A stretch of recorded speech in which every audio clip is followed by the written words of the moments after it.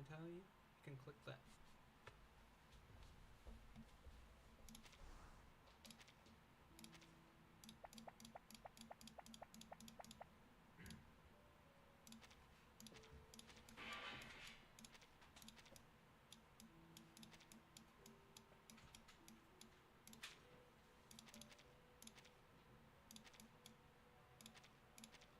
Can you mic test? Mic test 1 2 3. Mic test 1 2 3.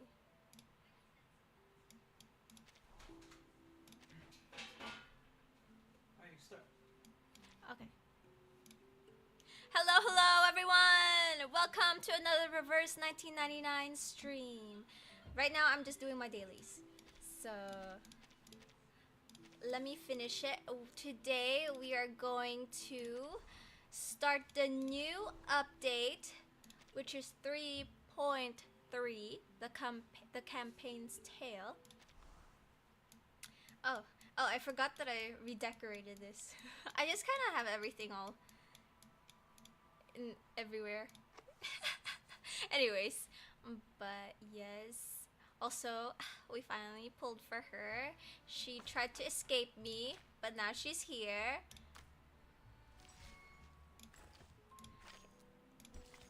Let me do this. I was supposed to stream when the new update came out, but I got sick. I like that. So we can't do it. And then so I was going to do it on Saturday. But then, I was still sick. So we moved it on Sunday.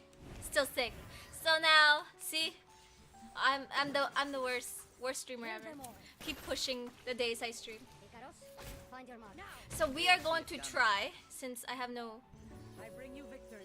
plans tonight. We're going to try to go as far as we can. Usually I do. Am I allowed? I have to ask. Okay. What do you mean as far as you can? Like campaign? Yeah. Yeah.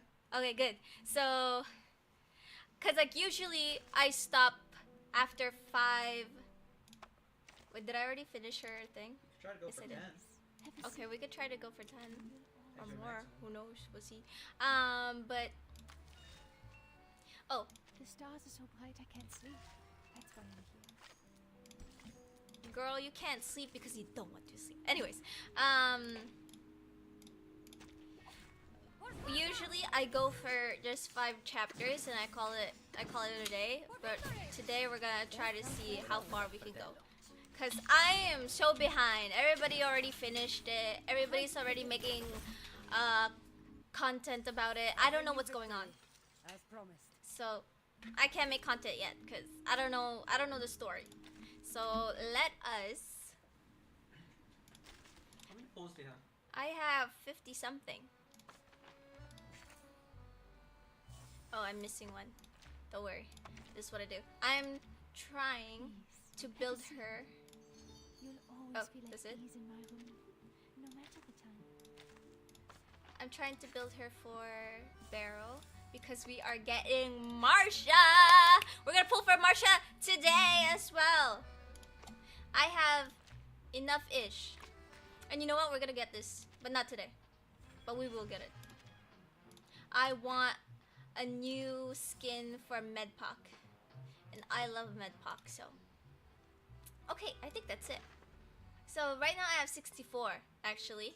So we're gonna try to pull for Marsha. Hopefully we get her. Hopefully we don't lose the 50-50. Or, yeah, the 50-50. I also kind of want Mercuria. Especially because of her, her euphoria. She's very strong. She was very strong when I used her in, where was it? In the Reveries in the Rain. Was it Reveries in the Rain? Yes, I think it was. Was it? Yes, it was. And I finally cleared one of these mother truckers. Oh my gosh, I am stuck here. I'm stuck. I can't get out. I just was able to clear this with Mercuria. My barrel died, so I was like, ah, shite. I didn't have a healer just because I wanted to keep my healers for these 2 mother truckers. And I know how to finish this. It's just, bad luck, bad luck. This one, I don't know what to do. I don't know. This one, I also got lucky with Simowise. Maybe I didn't even need Fatutu or Rabushka here. Simo just, she went ham and she did it on her own. But anyways, so let us start. Sorry, my girl. Let us start 3.3. Let's watch the trailer, cause I watched the trailer, but still, I wanna rewatch it with you guys. They're holding position at the outskirts of the city. Look, it's Martin! Oh my gosh! Like Igor is waiting for us there.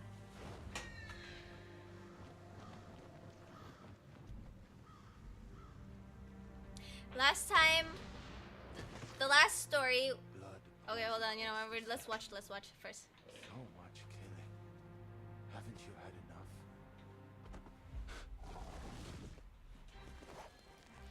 You may hide from this better, but what about the Look, storm? it's Meryl. Meryl. Ever. Look at her new attire. Also, she's like, we can see much of her Eager to see it after the storm. face because she was covered. You expect me Who to abandon is this she? place?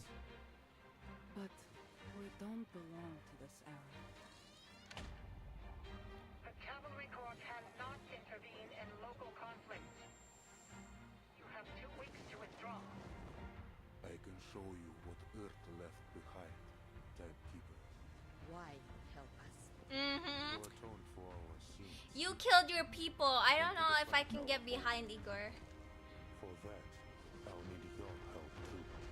It isn't about the bloodshed. Damn, my girl, my boy just wanna bury Hell not. the dead and give them peace.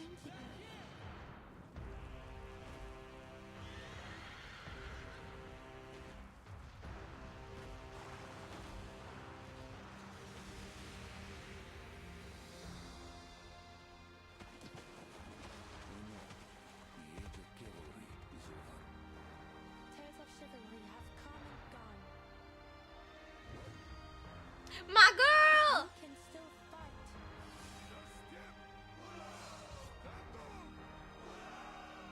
To defend the ones we love and the future.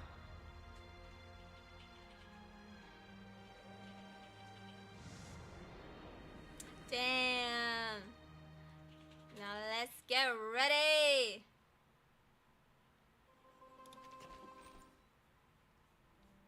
Oh, then sorry. Pause. Okay. Let's go! The campaign's tale. Quiet in the riverbank. Oh, Philippines, I'm joking. there's a place in the Philippines called Riverbanks. Anyways. Aspa with my little eyes. the bandits? No, I did not see bandits. Not even a sign, just some chipmunks. Think we should take a rest, Lieutenant? Sun's beating down and we need to get the horses watered. We've gone quite a way farther than the assigned watch point. Even if we can push on, the horses can't. Never exhaust your horse, remember. Fine, take a break, team. And Sergei, if you shine the light of that telescope into my eyes one more time, the last thing you'll see is a missile to the face. Damn. Understood? Understood, Lieutenant. Don't mess with the girl, boss.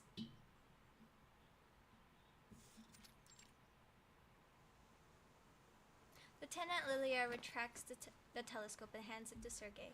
She hops too fast. She hops off her horse and pulls a handful of oats from her saddlebag.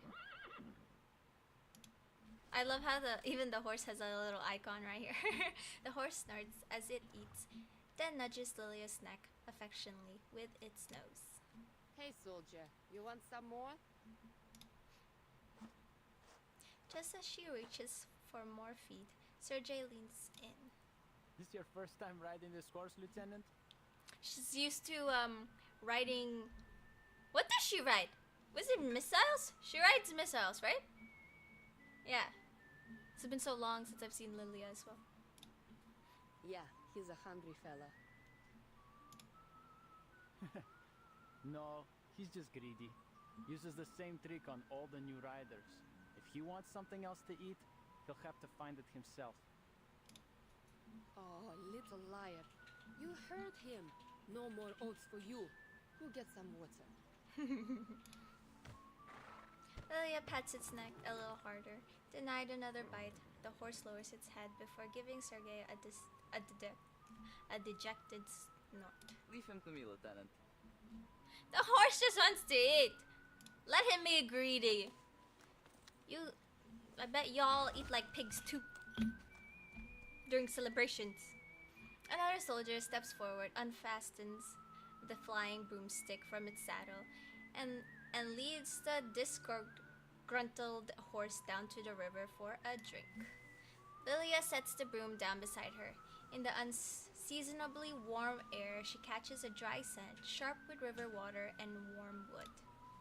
This feels wrong, doesn't it? It really shouldn't be this warm.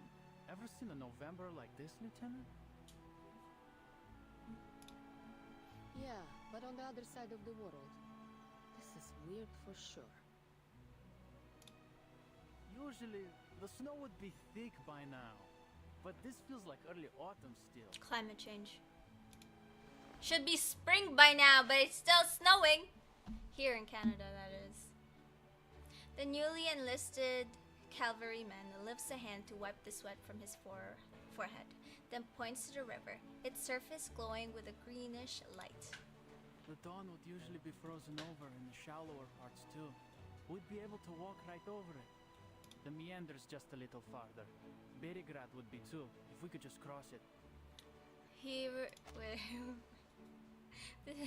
This kind of reminded me of that time where in Canada there was like this guy who walked across like a kind of frozen water. It wasn't really fully frozen, but to him, to this person, he thought it was frozen, so he walked in the water and he sank. Don't worry, he's alive and got out and got to safety. I'm just saying. The city, to the people of this steep. These words mean Beregrad. Yeah, let's go with that. Information branch. Delivering letters, dealing with procedures, annoying stuff like that. Oh, speaking of letters, my townsfolk sent some back from the front. Seems they're on their way home. Hello, Maggie. Welcome to the stream. Oh yes. the dude got to safety. Don't worry. Oh, speaking of oh wait, he already read that. Sergei shakes his head, seemingly unhappy with the idea. What? They beat on you or something? Why'd you say that? I couldn't be happier to have them home safe. It's just... it should be farming season, but they'll come back to find nothing to farm. He squats down and grabs a fistful of grass beneath his feet. The weather was just right last year, but something went seriously wrong. It grew fast, tall too, but didn't make any seed at all. Our summer harvest was a complete disaster. The barns are almost empty. At least they won't starve to death at the front. But Manus Vindictive could strike at any time out there. Probably safer for them to come back. Do you think the Manus will reach the dawn? Hard to say. The main force is in Western Europe for now. But the Manus are like rats. This dude so dies. A comment from Twitch. Bruh. You think he's gonna die? Damn. Not Sergei. The young Cossack scratches at a few thin hairs on his upper lip. The boy's best attempt at any kind of mustache. I swear I did not. How old is he? He looks very young. Actual service. All I do is wait around for orders. And this one's just stupid. Find out where the bandits are hiding. Are you serious? You're telling me we have to find just a few dozen people who only come out at night somewhere in all this forest. They may as well have us search for a needle in a haystack. So what do you think real war is like? Oh, I know what it's like. All the men in my family have fought on the battlefield. Мой дедушка, папа и брат. He dodges the question, fixing his eyes on the flying broom Lilia always carries. Next ford's a few kilometers off yet. Why don't you just fly over and take a look? It'll be a heck of a lot faster. Be able to return to camp before dark. Red 38 isn't fueled by grass like one of your horses. And its flight time is measured in minutes, not hours. I just realized they call it a broomstick. Or are you trying to keep me grounded? It's been so long. I know. Why don't you teach me to fly a broomstick and apply for a new S101VE? Then we can take turns scouting. Oh, I'd love to see your face when you fall from the sky. But I'd rather not tell your commander that his cavalryman broke a leg flying my broom. Oof. It's not like you're any better. Oh! If it weren't for Colonel Sternova, you'd have gone face first in the dirt your first day on a horse. This boy wants to die. I, on the other hand, was regularly riding from my village to Berigrad with sacks full of beets at half your age. Broomsticks aren't horses. And if I catch you sneaking in to steal it at night, you're a dead man. Got it? Yo, bro. This guy thinks he can fly a broom. I like calling it a broom. It's kind of funny. She's kind of like a witch.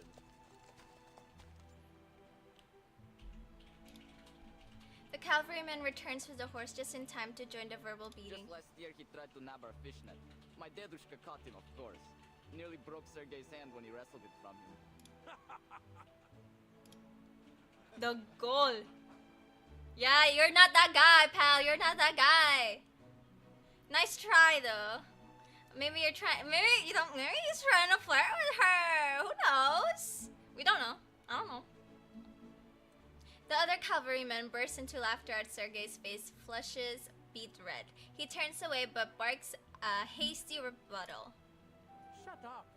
It's not like he ever used it anyway. But he can't stop the taunts. The cavalrymen take obvious delight in dredging up his old scandals one by one. Blair, stop making things up about me. Oh, I can't stand it. Look, he's blushing. Ugh. I'm trying to, like, make myself look good in front of her. You know what? When I get back, I'm going straight to the commander to get transferred to the Prisklonnaya company. You mean the 5th company?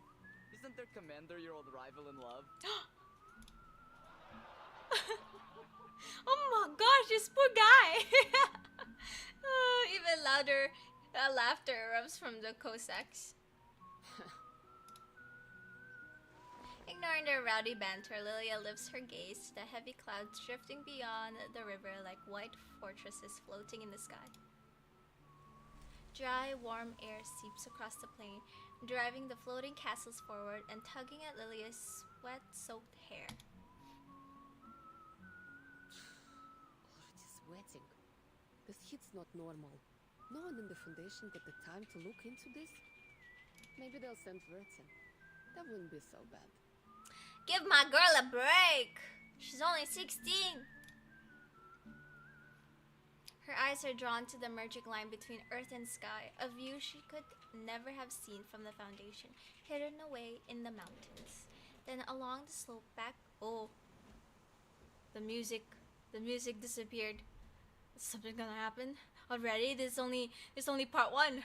Then along the slope, black figures burst into view, tearing ragged gaps into the horizon. Oh, I see them. Is it this?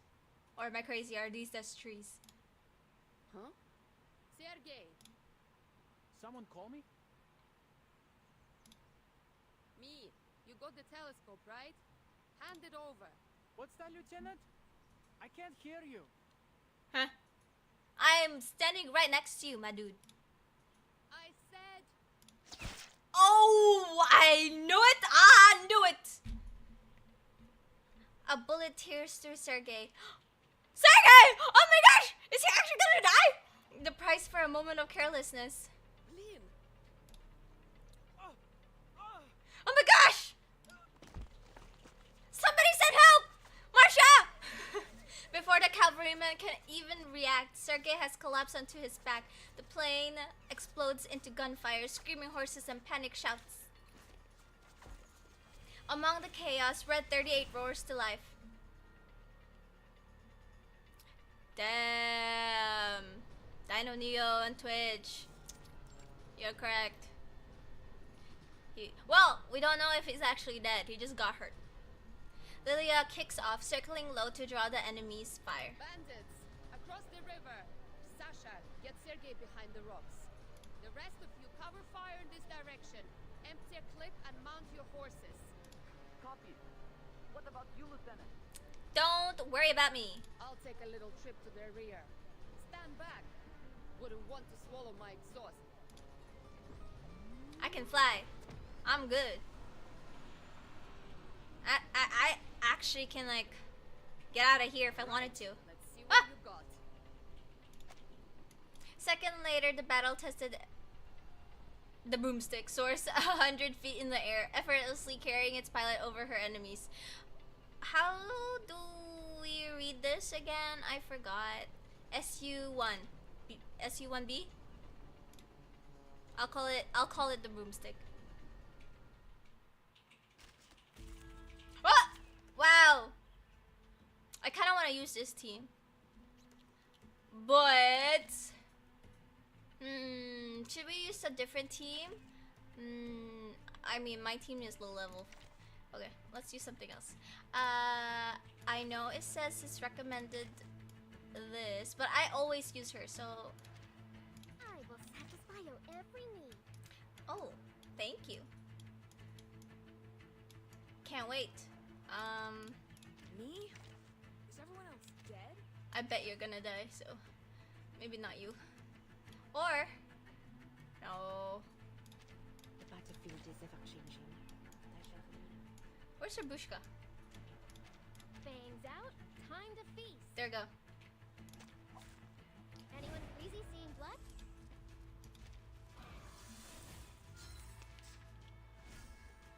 I'll bind with her. Okay, I've never go ahead. may stare and put all together. This is well. Let's dance. I absolutely love Anjonala. She's like my new favorite. I know the very first acrylic I had was Anjonala. Well, is Anjonala. But like just the way her abilities work, I love it. I've never been good with restraints. Oh, hi. Now is the time for repentance. Damn, Sentinel. A worthy victory. But the fight Pause is it. far from over. Click that link. What link is this? Over there. Okay, I'm clicking a link. Hold on, chat. How can anyone not know how to appreciate S101VE? S uno la din la ver. What's the English way of saying it? SU1. I'm gonna call it SU1 or a broomstick. Okay, anyways.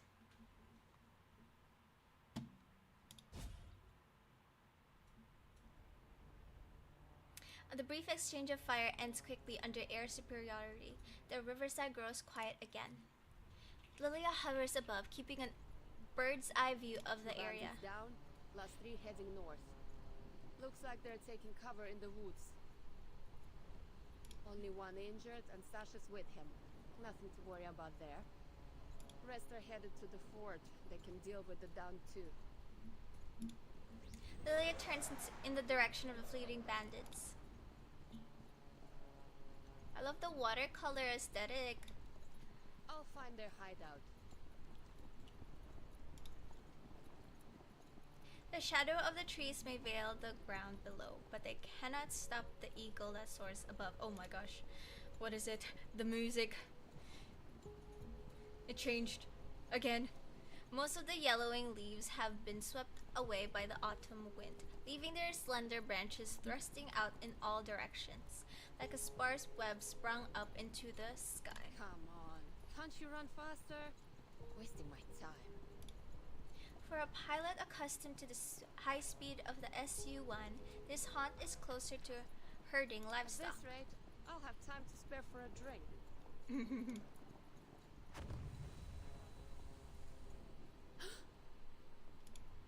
A black cloud explodes beside her ear. Oh my gosh! Then another and a third. Hundreds of tiny metal fragments slice countless cuts into her clothes. Triple A? How the hell did they get that? She drops down, flying so low that the tips of the branches nearly catches her as she presses on towards its source. Just a little closer. Let me see what you're hiding in there. Bare branches slice her view into fragments. Black smoke smears everything dark. But her determination grants her a fleeting instant, just enough for her to catch sight of a small glade where an anti-aircraft gun stands. Determination. Gotcha.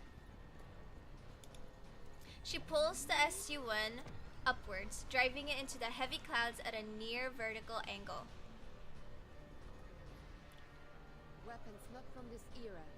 No way bandits could get their hands on it. Yeah, there's no mistaking the model. Automatic anti-aircraft gun 37, ACP-37. It's Xeno. Need to report this to the commander. Vertzer will want to know too.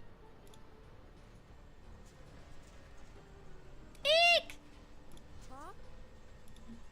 Her broom's been hit. It's failing. No, not now, buddy. Please get me clear of the woods. It's too late. She's already pushed the broom beyond its limits. She's falling fast. This is bad. Really bad. Steady.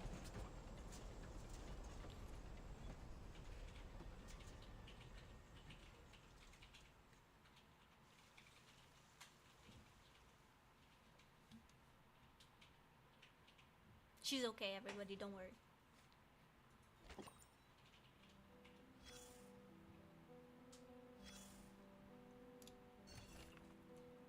I've heard this old friend's voice before. Xeno Army's Academy Recording Restoration Report. Okay. Technology notes on restoration. The Xeno audio restoration technique is based on hypothesis derived from the arcane theory of resonance particles. According to the documented research, sound waves converted through the communicator leave microscopic arcane vibrations in surrounding media during transmission. When environmental materials, metal oxide layers, residual electric fields, or air density gradients are reactivated, these disturbances can be restructured into audible signals through phase differences at extremely low frequencies. When portions of the signal exhibit semantic drift or narrative gaps due to disruption, the restored text represents a reconstructed version obtained through multiple iterative retranslations. Cross-referencing confirms the restoration achieves 99.97% accuracy compared to the original recording. I see. Sound wave comparison results indicate a 96.34% match to Lieutenant Celia's vocal sample in the Xeno database, confirming the speaker's identity with high confidence. Analysis suggests the primary communicator experienced two sudden interferences. The nature of the interferences remains undetermined. Am I saying that right? Interference. That's interference, right? I could be wrong. I could be pronouncing that wrong. Interference? I was like, I'm pronouncing this wrong. What interference? Eric? No! Where's the lady who speaks to me, or the guy who speaks to me? I miss that one. I miss that guy or girl. Depends. Well, it was a female before. Okay, anyways. A conversation among the big boots. Inside the Foundation office, the sound of ringing communicator interrupts a briefing. Irene? Oh, is this a new character?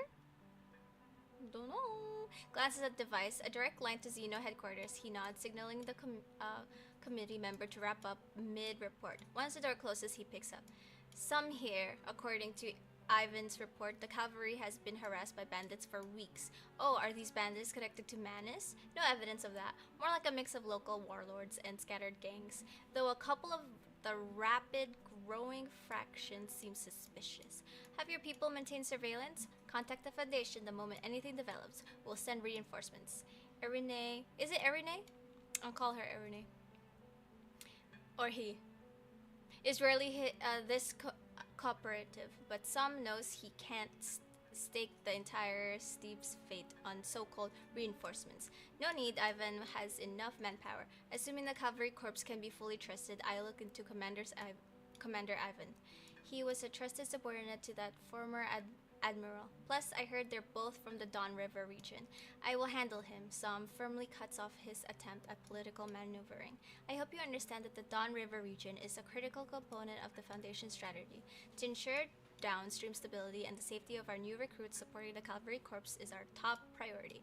The leader of Hawks leaves no room for argument. Save it. Since 1999, I've dealt with more politicians like you than I've smoked cigarettes. The Dawn is just a crack in the dam.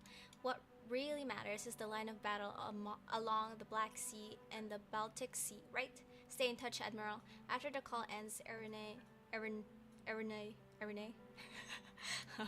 The EI is messing me up. Straightens in his chair. Okay, a dude. Sorry, call him a girl. Drumming his fingers against the desk. He begins to ponder, could this small crack pose a risk of total collapse? Okay. Whew, why am I so hot? It's so hot in here.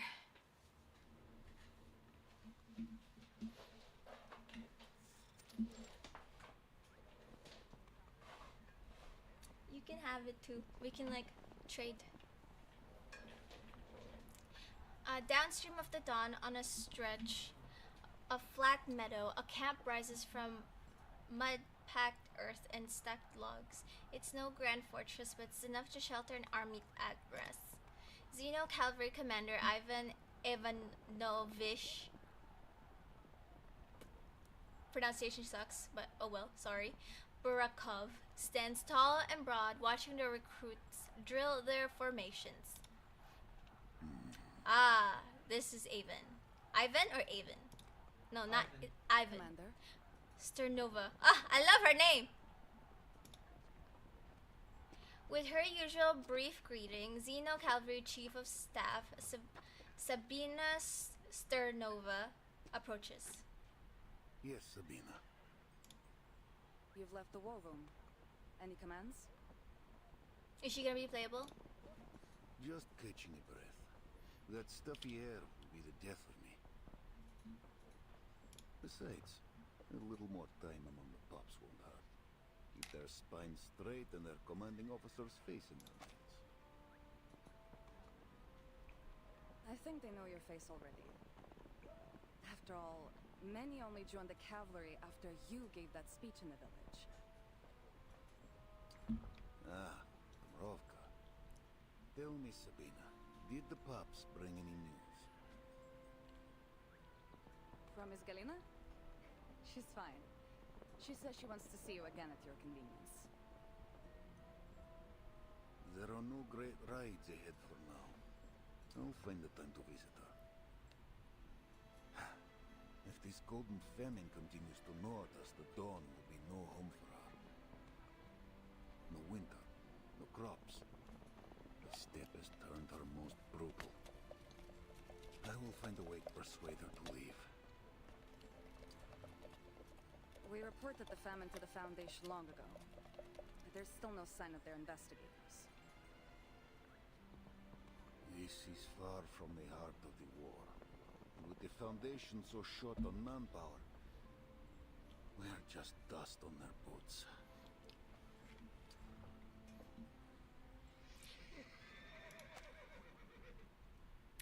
Messy hoofbeats burst from the camp entrance. The familiar sound of bad news. What's wrong? Out of the way, rookies. Wounded incoming. Rookies. Damn. Yeah, don't you hear his whimpering? I could almost cry. At the rear, tied to a horse's back, sits a wailing injured boy. Shut up, Sasha! I got shot! Ради бога, shot!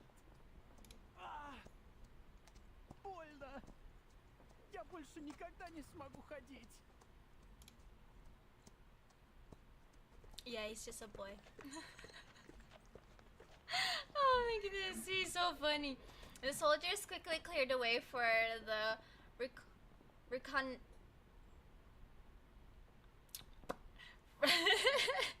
for the reconnaissance team. Reconnaissance team. Lilia dismounts first, followed by the rest of the team, except Sergey. Leave Sergei to me, Lieutenant. You should report to the commander. Where's Marsha? I want to see Marsha. On it. And find a way to shut him up before the whole camp's forced to listen to the wails of his great military feat. She turns to see the commander striding forward. No need to hunt me down, Lieutenant. What news? Bandits. Bad is what? Bandits. Broomstick's broken. Won't be flying until I that get too. parts to fix it. Also, bandits have guns. But it gets worse. We have a situation, sir. And I think it's a big one. To the war room. You too, Sabina. He reminds me of Igor. Igor? What's his name again? Edgar? Wait, what's his name again? Igor! Igor and Moldir. The bandits have Xeno AZP-37s and arcane-guided VT-fuse anti-aircraft guns. You swear it, Lieutenant? Yes! Yes. We practiced how to dodge anti-aircraft shots with these kinds of guns when I was a trainee. Loaded with training ammo, of course. There have been no reports of missing weapons, and we're not carrying any AZPs. Chief of Staff, keeping the entire supply chain in mind, quickly rules out several possibilities. Then those weapons came from an outer source. And like as not, they have more of them. An outer source. Impossible through air, and all land and water routes are under our surveillance. And there's no reason the locals wouldn't know about any hidden bypass they might have used. I can't think of any way of transporting mass weaponry and personnel without drawing attention. Then we look to the hand that fed them. Who would hold Xeno weaponry besides Xeno itself? Manus? Manus Vindicte? They might have captured them on another battlefield and given them to the bandits here. Yeah, the Manus. That would save us some brain juice. But I don't think that's likely. How so? Do you know how many humans there are among the bandits? Any Manus would blast them all to bits before they gave them so much as a pistol. Plus, these guys ran as soon as they suffered the loss. There's no way they're under Manus Vindicte's control. True, the Manus Vindicte would just like use them. Okay, go! Go and attack! There is a possibility we're ignoring But Igor's rebels. Retreat? Retreating? No. The Manus would never let them retreat. For a second, the faces of the cavalry corps leaders freeze. Even the candlelight seems to stop flickering. Only Lilia seems immune to it. You served under Igor, didn't you, Commander? He's more than capable of transporting personnel and supplies in unconventional ways, right? I have to correct you, Lieutenant. You're right. While under Igor, I saw his arcane skill in use. He could split men and guns through stone as if it were air. Well, good news is, Igor cut ties with Manus Vindicte after the ritual in Antarctica. So whether it's him or them, we only need to deal with one.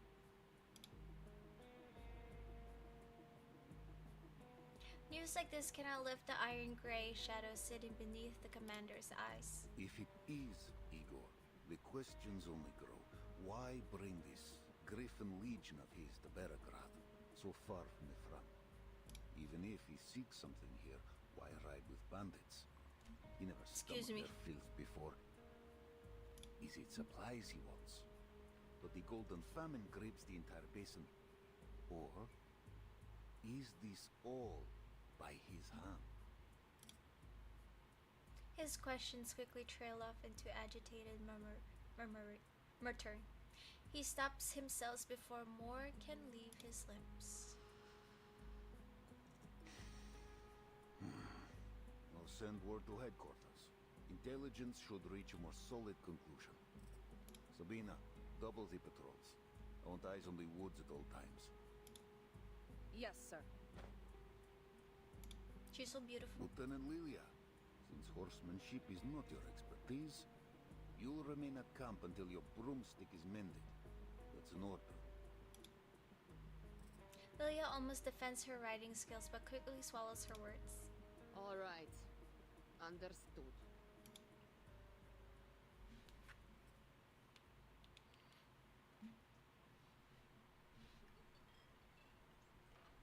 It's easy to find the field kitchen at this hour. The aroma of hot, unleavened bread guides their rumbling stomachs through the maze of tents. Right in time for dinner. Kain na, kain na! That's Filipino. It means let's eat, let's eat. She glances at Sergei, who's standing among the other soldiers around a huge soup pot. He holds his bowl, talking between heavy mouthfuls. In that moment, I saw the bullet coming at me. I'm telling you, my amulet worked. Bro got shot once and he thinks he's a hero. He thinks he fought in war, did so many things, just got shot once, and also all of a sudden, look at this. It's a story I want to tell everyone. He's such a boy! Gave me just enough time to dodge the hit to the chest. Still hit the leg though. You have no idea how much it hurts. I'm sure a lot of these people got hit on the leg too. Or worse. Too bad it didn't hit your mouth. Hey, Lieutenant. His leg snaps to attention, some cabbage soup spilling from the bowl in his quivering hand onto his fingertips. Oh yeah, must really hurt. Still managed to drag yourself to the mess hall for some soup though. Oh my gosh. Well, of course.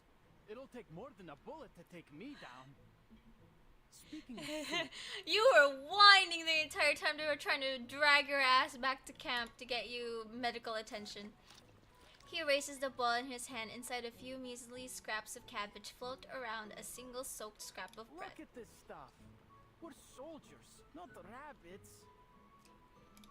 We also need Keep veggies. whining. I know, I right? know you've got some dried meat. Eat it. Yeah! Put in the soup so it won't be dry anymore.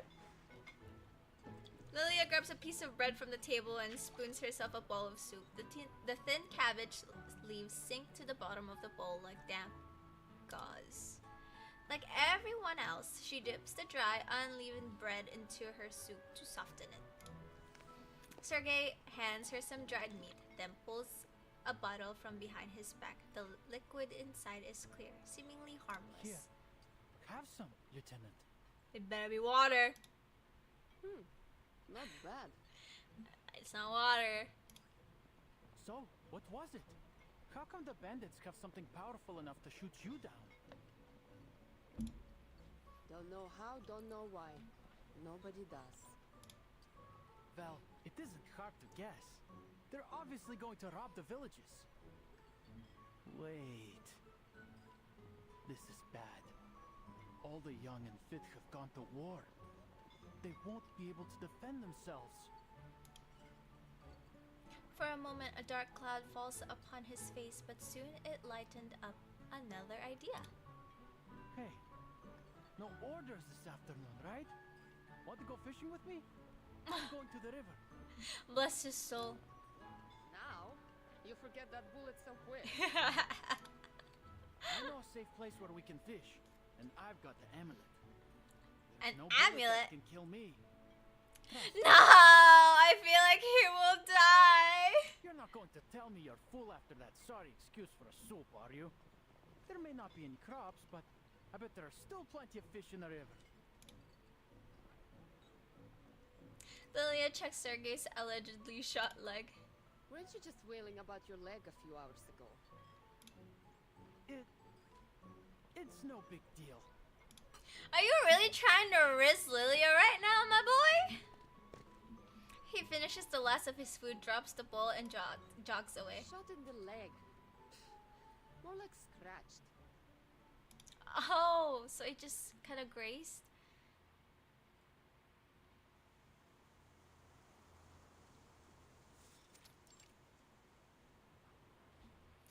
The arid wind blows the needle grass into a sea of rustling waves. Oh! It's the horse! The horse's playground, but for a fugitive on a long run from the authorities, it's hell. Meryl! How far have we gone since we left the road? Love her attire. Is she gonna be playable? Sup? Oh, hahaha. Dino's here. Pyro! Yeah, hello, Pyro, he says. On the open grassland, one might travel for hours without seeing another soul. Among the endless waves of grass, it's easy to lose your way. 15 kilometers southeast, perhaps less. Our speed is slower than usual. Are you weary? Would you like to rest? Maybe later. This doesn't seem like the best place for a break. Do you think this map is reliable? The one the cart driver gave us? The cart driver? Alright. I'll refresh your memory one more Right, he time. forgets. I haven't Or should been I well say, Oh no! nearly at time. I hope you feel better, Pyro. Goat NPC Meryl returns. Yep. It all started after we left Poland. Somehow, we got ourselves on a train heading east.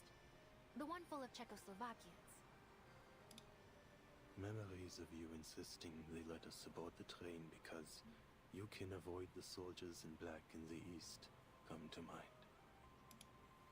Of course you'd remember that, of all things. Anyway, so we got on the train, but before we could get too far, we were stopped by some group. A fight must have broken out because there were gunshots everywhere. It was utter bedlam, so we grabbed Andreas from the stock car and slipped away south. I love how she's saying all this for Charon to remember what just happened, but it's really for us. For the player. That's Wait. when we met the cart driver I mentioned. He'd lost a horse. The warhorse seems grateful for the daring rescue. So we made a deal. We'd lend him Andreas for the day, and he'd take us somewhere safe.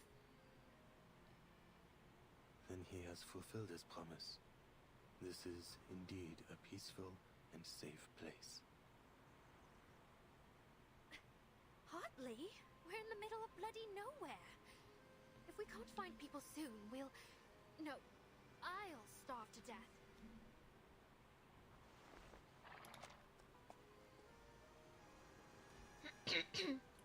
Excuse me. Charon lowers his head, troubled by his failure to consider the needs of the living. Andreas also turns his head aside. He can live off grassland alone. Oh, no, not to blame you two. Oh yeah, she's the only one who needs to be, There's nothing who for needs it to but eat. Keep moving forwards. The horse can eat the grass. Charon doesn't need to eat. She lifts the messy hand-drawn map again, squinting to make out the shape of a river among its chaotic He lines. said we could find his niece in Peravosnia by the Don River. But which one is the Don? If we're even going in the right direction, that is. Or if this map is actually accurate. Andreas? I love how she's asking the... Could I stand The on your back horse. for a minute? Oh, okay. That's what I thought she was asking. Hey, do you understand this map? Andreas lowers himself. What? I wasn't even done. Andreas lowers himself, allowing the girl to clamber onto his back. Then they both rise at the same time, Meryl's feet trembling. What are you doing, Meryl? You could fall. It's okay. I'm fine. Just be ready to catch me if I fall. Oh, Karen's too slow Alright. for that. Meryl shakingly detaches the telescope she picked up in some ruin from her belt and looks towards what she believes to be the east. What's there? Where could it be? This is very All I blurry. see is grass. Grass and trees. I don't know what these are. Could be houses. Could be carriages, like those wagon thingies, and then the horses right here. You know those. Canadian goose. Canadian goose. Canadian ducks. Sorry, no, I mean Canadian goose. Alright, other side. Oh, house. Side. I hope they're friendly. Can we go over there and ask them for some shelter and some food? Charon, I see rooftops. Right ahead, you. Rooftops! I call, what are those chips? The one that looks like rooftops. I call them rooftops. What are they? Do you remember? I forgot too. It's those chips. Oh, it's gonna haunt me. Hold on. Let me chips rooftops. What is it called? Even Google doesn't know what the hell I'm talking about. Potato, it's like potato chips that look like potato chips. Are they Canadian? But anyways, I love them. I just, chat, you know what I'm talking about. You know. I'm not crazy. They literally look like rooftops.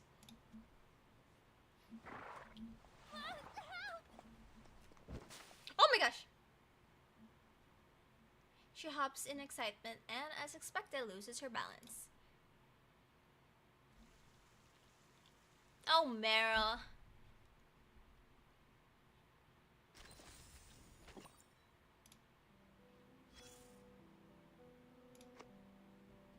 What's this? Ah, this again. Okay, I'll do that on my own time.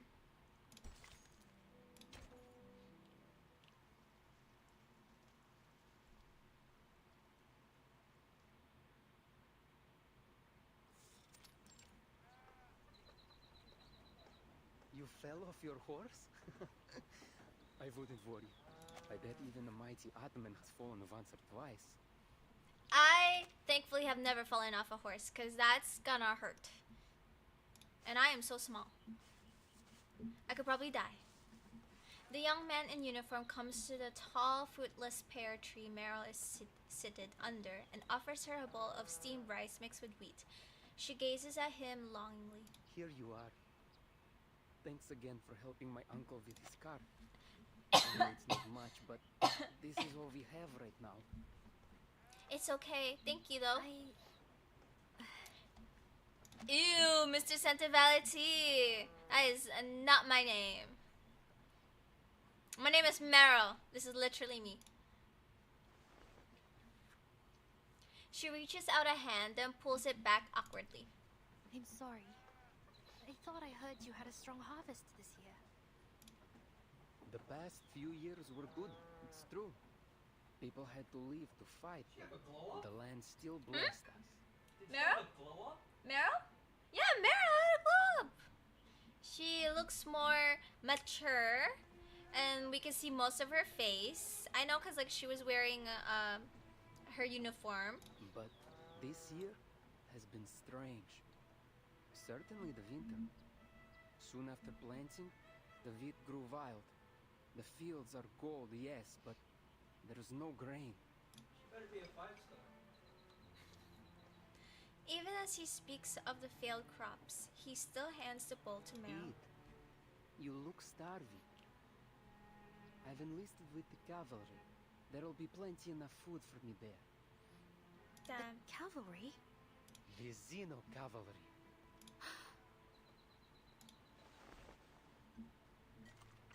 Meryl forces her cry of Xeno down, lowers her head, and begins to eat. The young man turns towards the shadow that has been hiding behind the tree. When are we getting a cruise sticker? Cruise sticker when? That's a good question.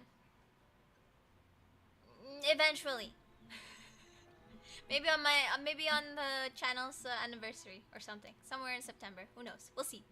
I don't even know what kind of sticker I should do. But anyways, are you sure? Okay, he already said that. No sustenance. Thank you for sharing the little food you have left. How may this kindness be repaid? Yeah, my dude's immortal. No need. Can he actually die? I'll be leaving soon, and there's no work to do right now. Can Charon die? Maybe if you like tear him to shreds, then he'll die. Yeah. Not that I want that to happen. You have a beautiful horse. Wish I could have one as lovely as him. Oh, don't get me wrong. I'm not asking for him. Alexei. Oops, hold on. A commanding voice stops the new recruit mid-sentence. What are you dawdling for? The team is leaving. Who are you talking to? Just two refugees, sir. The conscription officer steps forward, his eyes lingering on the strange man covered in white cloth. Refugees? From where? Just the outskirts of town. From Poland. I was looking for a friend there, but because of the war, I couldn't find... Girl, you're a bad liar. People can see right through you. She stammers, blinking wildly over her clumsy lie. Fortunately, the officer is too distracted to notice her embarrassment. Arcanist, aren't you? We could use your talents in the Xeno cavalry. Room, board, and meals. Who are you provided. talking to, Meryl? Apologies, No, okay, sir. never mind him. I am only a wanderer. There is no desire Wanderer? to join any party within me. Where's your hat?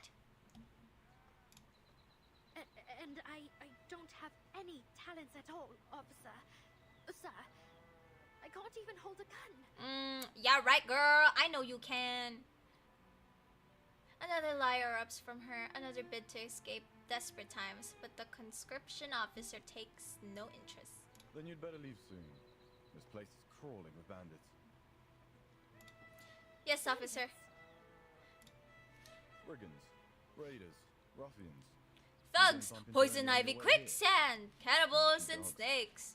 Though you can thank the The cavalry plague. for that. But even with our efforts, Hashtag situation's please been getting don't worse. sue me, Disney, for Somehow they've got for, new weapons. for singing We your might be song. facing a serious battle. Even all this way away, they're still fighting? The Unfortunately. flames of conflicts burn everywhere. This is why I'm asking you to join us. Xeno needs new blood if we're to ever know peace. We're trying to get away from war, my dude. If you change your mind, come to our camp. It's downstream of the Don, past the city. The conscription officer turns around. Just then, a dozen newly enlisted Cossacks gather behind him, standing in the little groups of those they know. They show off their new uniforms, competing over who takes better care of his horse and whose Shaska has the most legendary history. Quit milling around like chickens What's and that? form rank.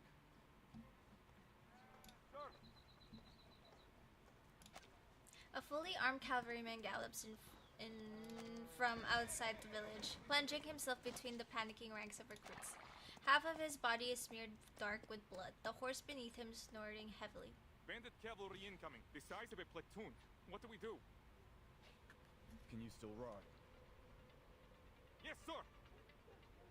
Then hurry to the sitch and report this. The rest of you, form a blockade. Do not allow the bandits to enter the village. Sir, yes, sir! The conscription officer scans the area. The unsettled young cavalryman enlisted less than half an hour ago look to him as if he is their only savior. Rookies! There is no escape. Turn your back to the enemy and they will take the opportunity. Take up your weapons. Protect your families. The boys shake off their scared looks, leaving their huddled groups and shouldering their weapons, albeit a little clumsily. What? Bandits? Damn. I feel like there's gonna be so many casualties since they're rookies.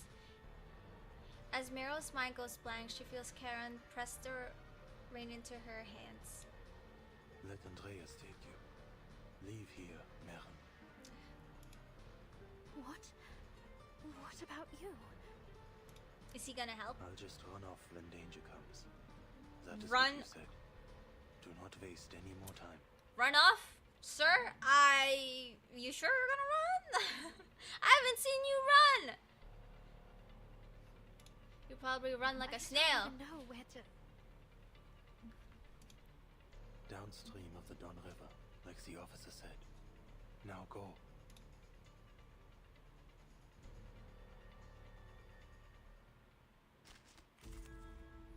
Let's go! Anyone queasy seeing blood?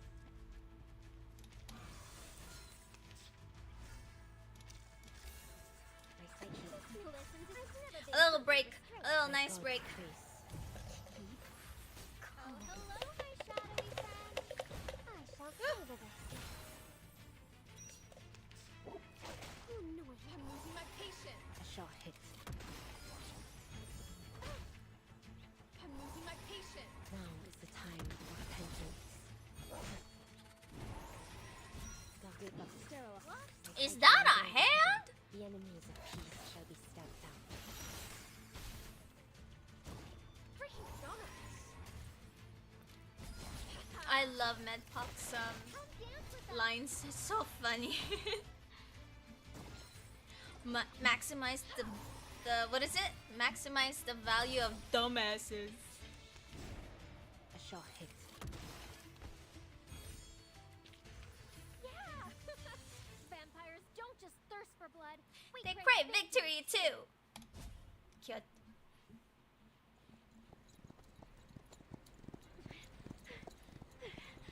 Andreas, I'm slipping. She clings to the horse with all her might as he charges at full speed. She can't even spare a hand to draw her weapon and fight back. Oh my goodness! Girl, don't you still have a gun from the war? A series of crackling gunshots blast past her on all sides. Run, Andreas, run! No, hold on. Go! If that was me, I would actually fall. You can't cross the Dawn. Spread out and surround her. Why are you after me? The dawn. She gathers her courage and opens her eyes, only to find a broad river blocking her escape. Oh no. Her mind goes blank again. Andreas can only slow down before the rushing water. Slowing down. Don't shoot. You might hit that beauty she's riding. Ah, they're after my horse. I'll take her out, and I'll get the horse. Oh my gosh! My girl! It's like a hammer has struck her arm. She loses her balance and falls to one side. Everybody's getting hit left and right. Dark, freezing water swallows her in an instant, followed by a piercing pain of a bullet. No. Don't drown, my girl! I love you! You need to be a playable character! The shimmering light through the water above turns dark. Commander! The chief of staff enters the tent. Speak. Speak. Hey, that's literally what Dika says. The commander's voice is hoarse, yet Sternova delivers her report without pause. Pirivasnaya is lost. We don't know the details of the situation, but it's surely devastating. Oh no. The refugees said they saw a huge smoke cloud coming from the village. At least 3 settlements have been attacked. The survivors say the weapons employed were unconventional. Obviously, it would be. They would lose, because all the struck are all was upstream it from here, northeast of Bedigrad. I suggest we quickly position the main force. all here, the here, soldiers and were here, just to seize advantageous terrain. rookies. They're not real soldiers. They were villagers, just trying to fight to save their village. The chief of staff points out the position on the military map spread across the table, only to find the commander's focus is elsewhere. The heavy air closes in around Sternova. She falters. Sir. I'm thinking. Headquarters has spoken. What did they say? They wouldn't interfere with the cavalry corps' tactics, would they? We withdraw from the Dawn in 2 weeks. We will engage Manus Vindictae in Hungary next month. Her military instincts prevent her from making sense of this order. I don't understand, sir. Bandits are killing and robbing civilians in higher numbers than ever. And we've just been told to leave? Are you certain headquarters is fully aware of the situation? They are more aware than any of us. Intelligence gave their conclusion. We've stumbled upon Igor's army. Then they should send reinforcements. End the rebels once and for all. Not ask us to run away with our tails between our legs. Exactly! You go, girl! Stand your ground! There are no reinforcements. Manus Vindictae's army marches on the Foundation headquarters as we speak. The front is under immense pressure. Don't forget that our mission here was to recruit new blood who bolster our Who's my headquarters favorite defenses. character? So far, I love Beryl from 3.2. As for Igor, I also love he cut my ties with girl Manus Vindictae after Anjonala. Antarctica. They And my say girl Crazy Isolde. struck the weak. I will show you what they look like. Men unknown. Since then, Oh, the rebels also across my goat the waves Cassandra of either the from Assassin's Foundation Creed. or Xeno. The Joint Committee wants to keep it that way. She's here. So, they want us to leave so we won't fight Igor? Correct. Thank you for summarizing that. All this time, the Foundation, especially those hawks, has been belittling Xeno for Igor's betrayal. Yet here they are, still trying to stay in his good graces? Politicians, Sabina. For them, the two don't clash. Politicians? Ha!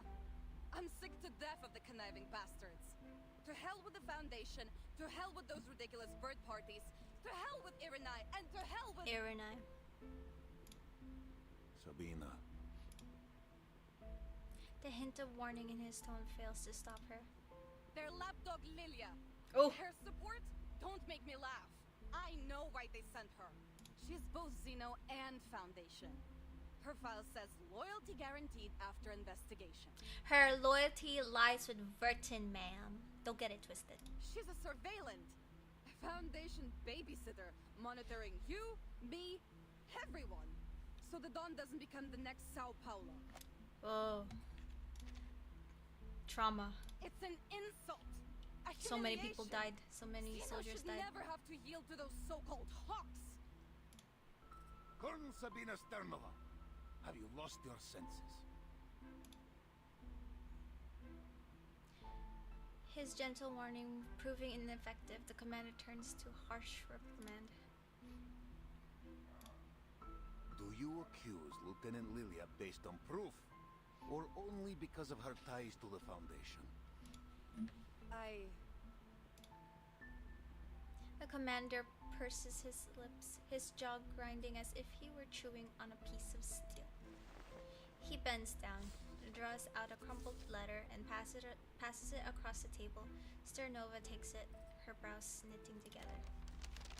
What's this? Ivan, Irenai's people have done it. Xeno's fate is inevitable. I write this letter only as a reminder from one friend to another. The Joint Committee is tightening its control over Xeno's military operations. Every commander stationed outside of HQ must be accompanied by a liaison entrusted by the Foundation. You were once Igor's most trusted subordinate. For that reason alone, the Hawks were planning to torture you during the trial. All I could do was assure the committee of your loyalty and assign the least capable liaison to you, the Flying Witch. Ah! It makes sense now. Broomstick. Okay. I'm sure you've heard this title before.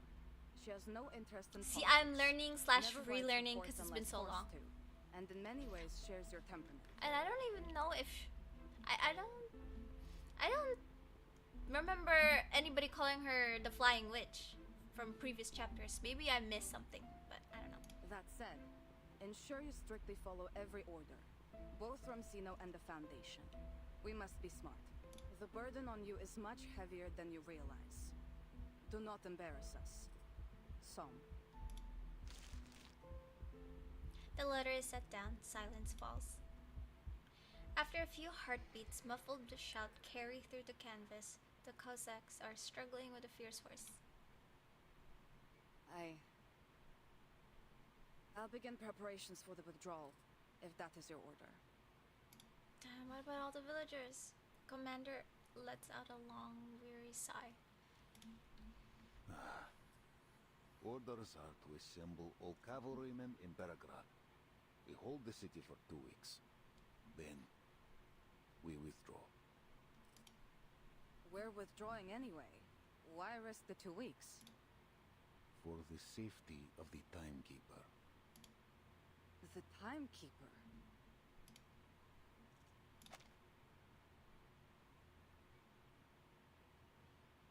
Oh, that was it.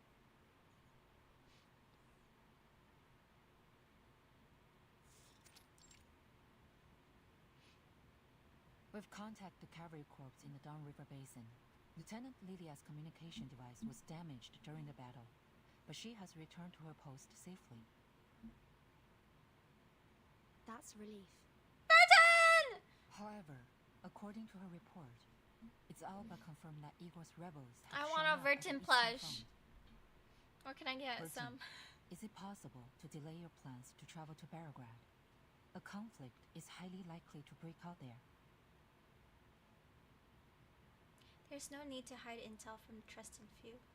Kriya's privately conveyed to me a message about Erd. It said there's some information to be gleaned about her in Belgrade. She's back! I'm not sure how dependable Yes, it is. chat, she's back. But since it concerns Erd's whereabouts, I have no choice but to go. Yeah, girl, that is my you sharing the mom. source of her I'm information trying to with me. rescue her from the Manus Vindictae. Kriya's. Yes, the cute redhead hottie. That needs to become playable. Reverse. Take notes. I want him playable. I think everybody wants him playable. Madame Z betrays a rare look of surprise. Before the Antarctic operation, he was just a liaison of the Foundation's military department, responsible for communication and coordination between the Foundation and the Xeno Task Force. He got promoted after we entered this era, but all information held by the Foundation concerning Erd is strictly controlled, only accessible to the authorized few. Should be me as well, that's my And mom. he's not one of them. More likely than not, this information came directly from the Hawks. They're using you to obtain information they can't legally acquire themselves. And Kreas is their intermediary. Locating Erd has been my primary mission since the 8th storm.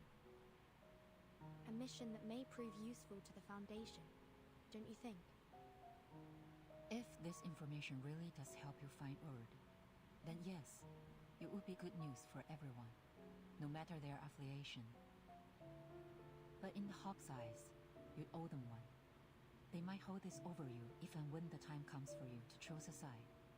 Girl, I don't owe What's more, anyone. the expansion of Team Timekeeper was spearheaded by the Hawks. It's only natural that people are starting to doubt Timekeeper's neutrality. I saved everyone during the Antarctica thing. These people forget easily.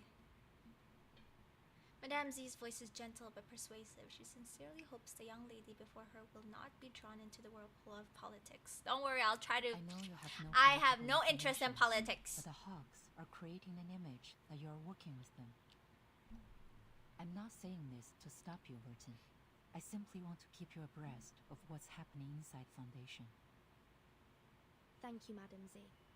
I'm ready for whatever lies ahead. That's my Please girl! accept my official application to travel to Belgrade. 16 girls. 16. She's only 16. Only by stepping into the flood can one uncover the secrets hidden beneath the water. I see. After the Joint Committee's admonition, Admiral Som ordered the Cavalry Corps to prioritize the safety of the city. Paragraph should be safe for a time. What's the committee's attitude towards Igor now? Igor is the enemy. However, reports from the Western Front state he's no longer working with the Menace. We're currently re-evaluating Igor's motivations. That said, the committee does hope to avoid making enemies. Our relationship with Zeno has become somewhat fragile since the real war began. Permission granted, Timekeeper. Pack your bags. I'll have Sharon deliver the paperwork to Seneto. Seneto? Thank you, Madam Z. I'll do my best to return before the war breaks out. Seneto, I want to see Seneto too. And by the way, that new dress, the new skin of hers, y'all, did anybody seen it on Twitter? As she turns, the soft side comes from behind her. I want it! When is it available? Follow your own judgment, Burton. A precious quality in this era. I hope he never changes.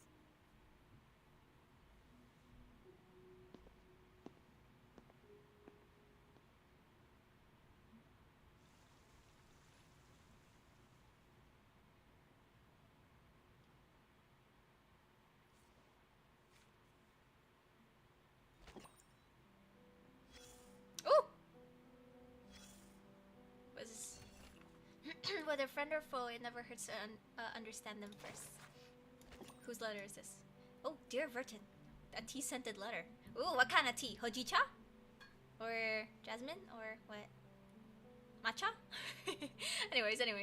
I hope this letter finds you well. I'm sorry I won't be able to see you off. Things have piled up due to fractional disputes within the Foundation. We live in such chaos that even an organization as self-professionally rational as the Foundation cannot avoid being swept into the political whirlpool. I refuse. I wish you safe travels to the Eastern Front. I've enclosed a copy of Commander Ivan Ivanovich. I'm skip the name. I don't want to butcher it. I'm just gonna keep butchering it. So I'm just gonna Ivan Spile.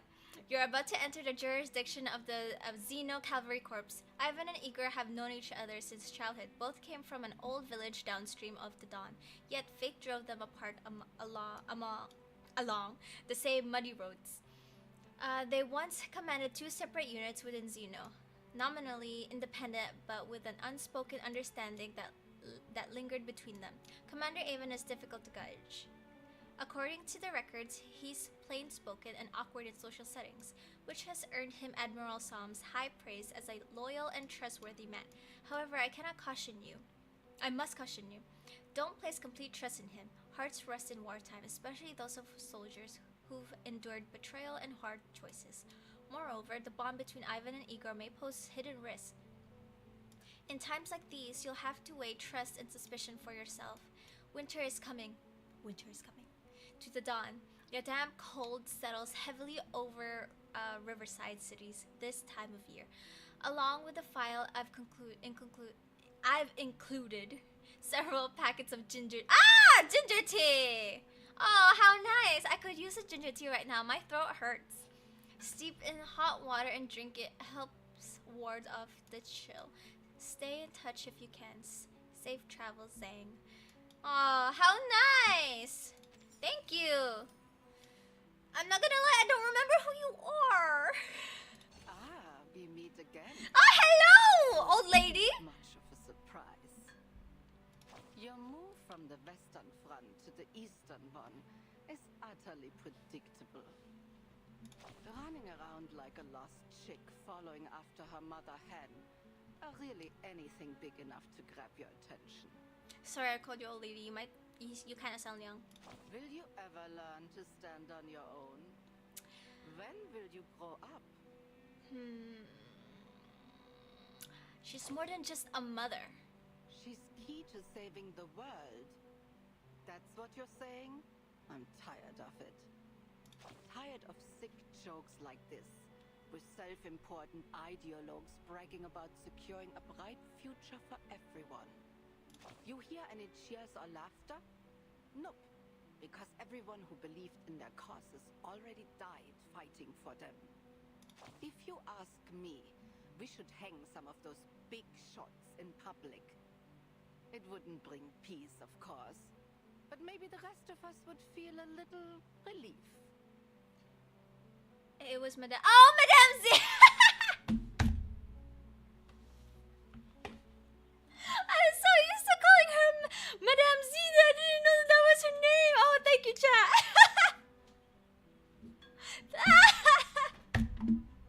Shite, man. Oh my gosh, this is, oh my goodness. Oh, in the T letter. Oh, thank you, chat. I'm so stupid sometimes. Oh my gosh. Okay. It was Madame Z in the letter. Come, take a seat. I've set your favorite chair facing east. The view's better that way. Not to mention the Lol, overheads indeed. wash away the Whoopsie. gas of Oopsie. corpses. A big oopsie. I call her an old lady. I don't think I called Madame Z an old lady.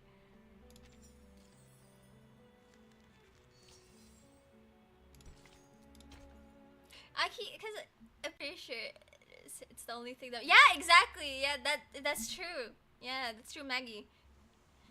Cause like I don't remember Madame Z's full name. That's why it didn't click. But it makes sense. Come give me a hand. If it is Madame Z. But yeah, that's true. It should be Madame Z. What's up, Sergey? Not far from the camp, Sergey has been watering the horses while he fishes. Watering the horses. I think you can water the plants, but I'm not sure if you can water horses. Like maybe, like giving them water, huh? They're drinking water. I know, but like it's I don't know. It's just to me. Watering the horses sounds like I'm bathing them, not giving them water. But I could be wrong. It just sounds like that. That's why. Undetermined by the danger brewing across the steep. The fishnet he failed to steal last year ended up in his pack before he left home. Old Samov put it there himself. Got it. Oh, Mommy, this is heavy. Oi, what'd you catch? What'd you catch? Come on, Sasha. When I went fishing, I almost caught a catfish. It's not like I'm gonna eat it. But it's a good thing I didn't catch it, because like, what are we gonna use it for? I don't think you can eat catfish. They're poisonous, right? But I love fishing. I want to do it this summer. The two men children. That's how I read it. 2 men children. Children of this very river use all their strength to drag the fishnet to the riverbank. Have you ever caught a fish this What should be the shark? I'm joking. It's a river. There's no sharks in the river. Never. The fish done all the growing this year instead of the crops? Just a bit further. What if it's... Grab tight. There's no On my music. mark.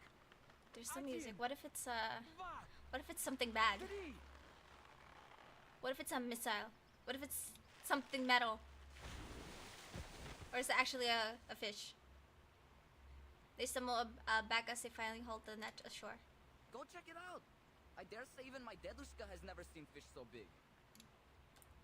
Sergey runs to the net and untangles the cord like an expert. Oh, it's a person! It's Meryl! You caught a Meryl! Excuse me.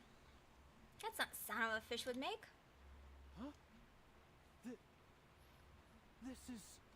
Better than a fish. You can riz her too, Sergey.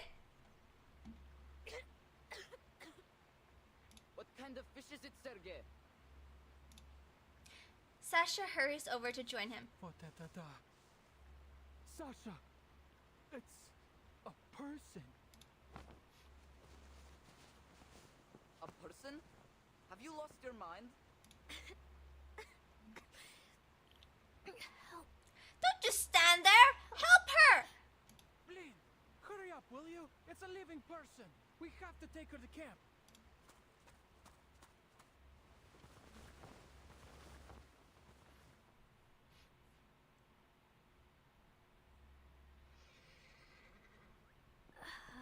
What happened to the horse?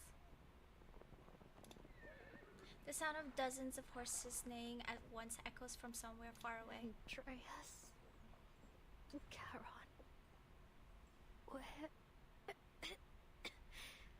Where am I? Warm, dry air seeps across her cheeks. She hears the crackle of burning willow sticks. You're awake? Try getting to your feet. My head's spinning. I can't. Oh, sorry. She says that. I can hardly. Whoa, whoa, easy now. Just try and There's take a a better few chance steps. with her. Exactly, Maggie. Maggie said this is a better chance with her than with Lilia. Meryl is at least close to his age than Lilia. That's true. That's true. That's true. Meryl doesn't know how she gets to her feet. All she remembers is swaying as she somehow pulled herself upright. What? How old is Meryl? This place? Teens?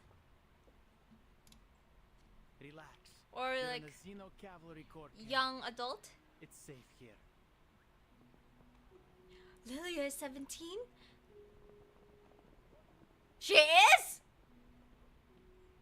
She looks much older. Wait, what? Meryl is 16? Why do they all look older? What? Exactly. Excuse me?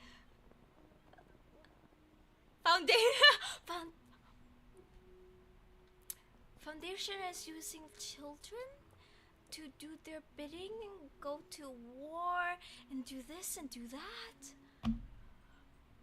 The Foundation.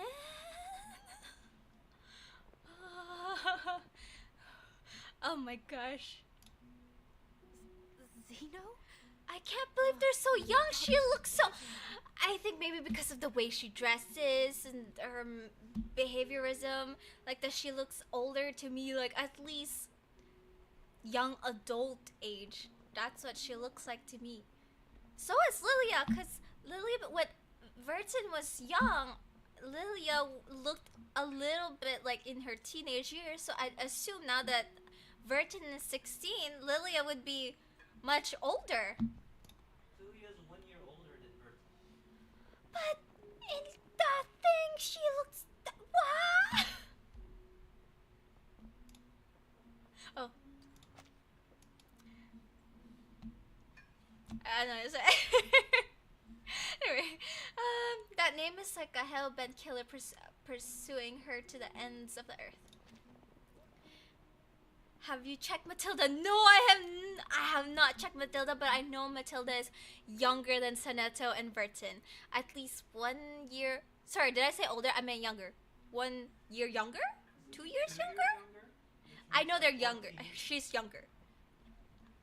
Sergei doesn't notice the unusual panic that grips her. To him, she's simply a frightened lost girl.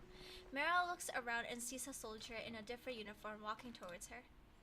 Sergei, I heard you found the girl. Yes, I have. No, it can't Right. be. Are you gonna get an earful from her? We Yes, fished 1 her year out of the younger. river, Okay. Lieutenant. She just woke up. And you just brought her straight into camp? She's obviously not a local. What if she's a rebel spy, huh? Sure, she's not a local, but she doesn't seem like a bandit either. Lilia steps closer and stares at her for a long while. Fair enough. What's your name?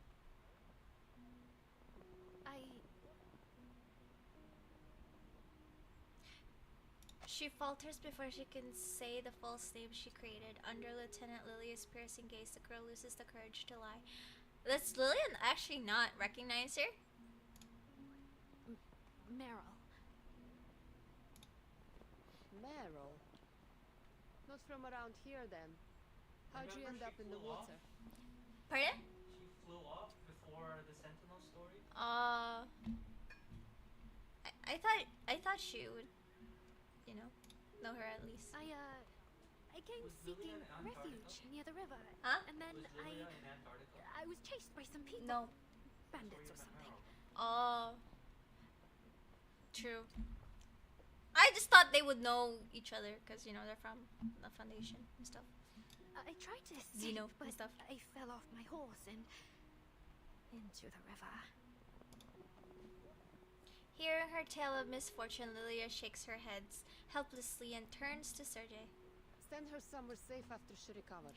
In the global, We'll you come don't have tomorrow Lilia morning. age listed Station in because they Tamara don't want to for a promote day, and then underage. head to the city. Commander's orders. Does Regulus also drink? How old is Regulus?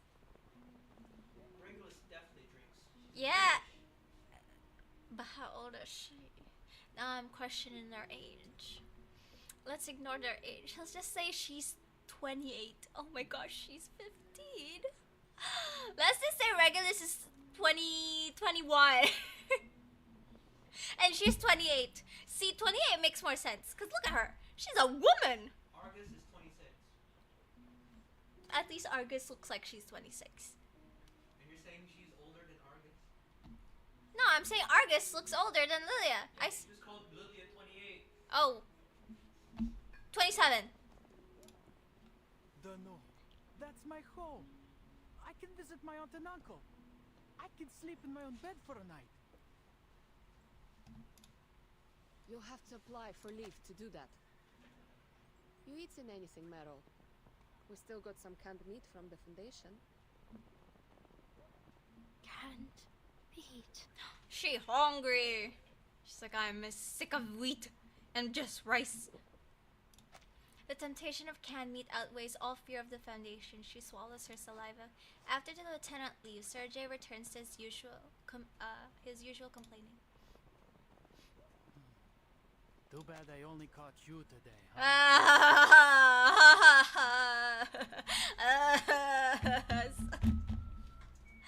Don't. No, what is this music? Why is he blushing? Don't try to rinse her. Mr. First for Mary invading Kara would have a bar of chocolate. Oh, I remember that. Don't worry.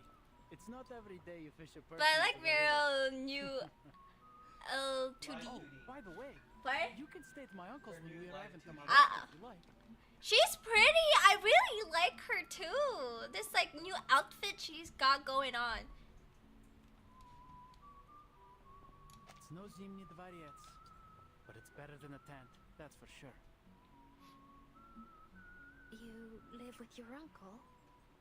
She's very cute. I want her to be playable. Father died at the front 4 years ago, and my mother was sick.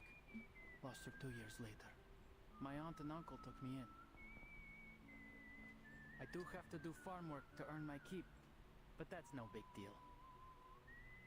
How about you? Where are you from? You said you're a refugee. Where's your family now?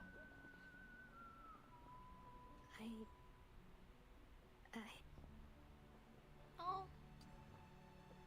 The girl stares at the empty ground before her. I don't have a family. Even the ever slippery Sergei loses his smile. He can't help but think of that winter when his mother lay dying. Oh, Meryl. Orphanage took me in. I grew up there. I love her outfit too. I'm sorry. Not an appropriate time to just stare at her and admire her attire. Are there many locals in the cavalry? Like you? Yeah, most of us actually. Back when Zeno first got here, there were only 1,000 people. The cavalry corps didn't even exist. When the famine struck the steppe, and even potatoes wouldn't grow, the cavalry gave us food and shelter. So I thought, maybe it wouldn't be too bad to join them. Oh, I just Then I realized could where save the some food for my heck is family. Marsha. Marsha's gonna come later. You know, when like, probably in battle. There's like a battle, and then she'll come in and be like, I'm here. But I haven't had to yet. And everyone's alive and fitter than ever. Isn't that enough? Friends already, huh? Acquaintances, don't get it wrong. Don't get it twisted. She precisely tosses a can of meat into Meryl's arms. Nothing for me, Lieutenant? You already ate, my dude. You don't need another slice of canned meat. Too slow. Got to get it yourself now. Meryl, silent among their chatter, stares at the Foundation symbol on the can for a long while. Finally, she slips her index finger under the ring and pulls the can open. She lowers her head and sips the oily gravy. Sergey is a try-hard tourist up there. I know, right? I physically kind of cringe. Oh, who's this? To the Eternal. I thought you were like me. A man with ambition. A leader worth following. Who's this? But look what you've become. Bro moved on after taking on the Ellen Lilia, yeah. You buckled. Bro's trying to look for a wife. I have far excelled you, Igor. And the world will worship me for it. He whips out his pistol, aims at the tall figure blocking his way, and pulls the trigger, only to hear the faint click of the firing pin. No mortal can transcend eternity, Krutov. Ah, his name's Krutov. But who is Krutov? What does it look like? His opponent calmly draws his... What is that word? Your arrogance has gone beyond your means, Shazka. turning your crew foolish. I saw that How earlier too. disappointing. You can't kill me, Igor. You...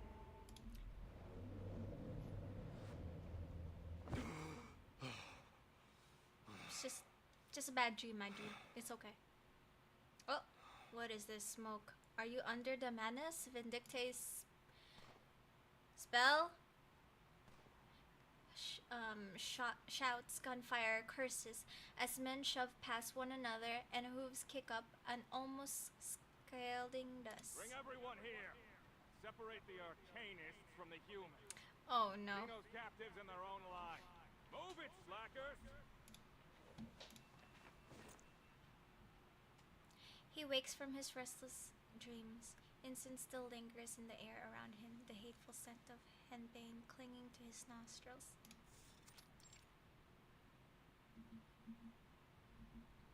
Useless. I knew that witless ritualist was not to be trusted. General Oh! Krutov. Is this the old lady, the old hag? She turned pretty. I hope that's not her. Kinda looks like her though. Damn, what happened? What kind of skincare did you use? Is this really the old lady? I can't. She looks kind of hot. She no longer an old hag. Oh my gosh, what luxury products have you been using, my girl?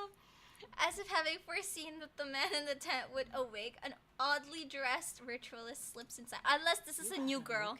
Yet the incense has yet to fade. I suggest you return to your dreams until you're capable of overcoming your nightmare. Enough of your riddles and trickery. Why are you here? Captives.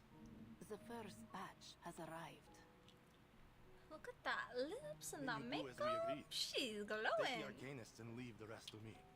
What part of that do you not understand? There is a peculiar individual among the captives. Unawakened. We didn't discuss how to deal with them. Unawakened? Those can be particularly useful. What do you know of it? Thanks to the knowledge bestowed by her, I was able to glean some insight. Though I'm surprised to have encountered it here. It seems the human fools named it after a mythological deity, as if by doing so, it would somehow render it capable of resting their sinful souls in peace. Interesting. Take me to it. I can't get over the fact that Grandma's looks. Grandma went back in time to her youthful days. Damn.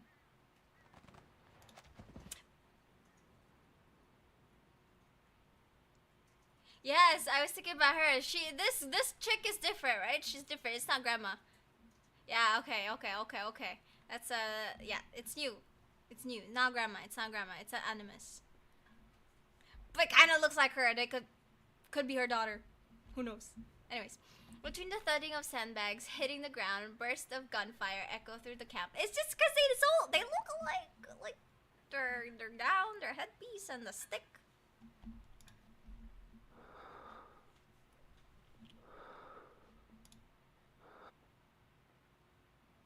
Having already given his life to the tragedy of this age, Charon has already sensed what is happening around him.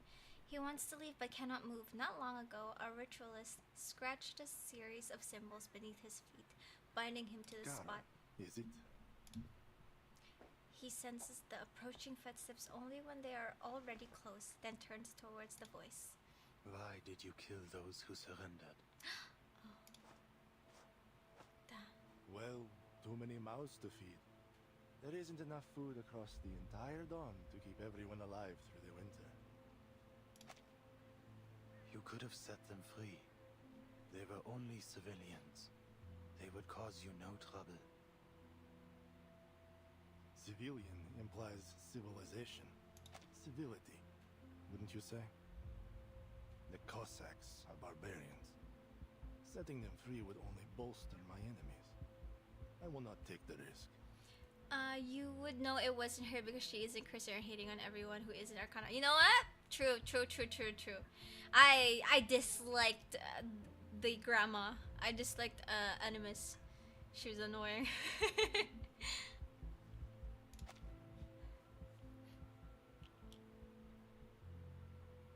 Karen lowers his head in silence. It seems there are no words left in him. Damn. Intriguing. He's always watching people die. Tell me, are you able to foresee a man's death? No! I am not Beryl. The shadow of death lingers over these grasslands. Countless will die in a killing driven by starvation and hatred. That is what brought me here. Krutov looks off to the edge of the camp where the yellow pasture grass bows gently on small rises. Gunfire crackles again, along with the sound of something crashing to the ground. Are they still killing? A shadow, Sorry. you say? I don't know if I can say that on I YouTube. see a man walking the grasslands, the dead nourishing the soil. He stands amid a I don't want to be bountiful monetized, harvest. even though I'm not monetized. Demonetized, sorry. Your shadow of death means nothing. What I need is a precise prophecy, one for a single man, for me. I cannot do such a thing, nor is there any desire to. I am offering you a chance, Awakened. Serve me and my army, and I will spare you the ritualist's First hand. of all, my name is not Awakened. I have a name. Ritualist? Krutov gestures towards the binding ritual beneath Karen with his chin. This is her work. She tells me you dispelled another incantation cast by her kind on a human soldier.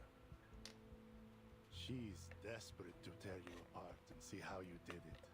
Some special arcane skill, she claims. Trust me, what she will do to you is one thing you do not want to foresee. Manus Vindicte. Ah, so you can see some specifics. Well, what is your decision? The answer is no, bro. No. Neither your enemy nor your ally. There is nothing I can do for you but bury the dead. That is my purpose. Krutov fixes a sharp gaze on Karen. Sorry. Too fast.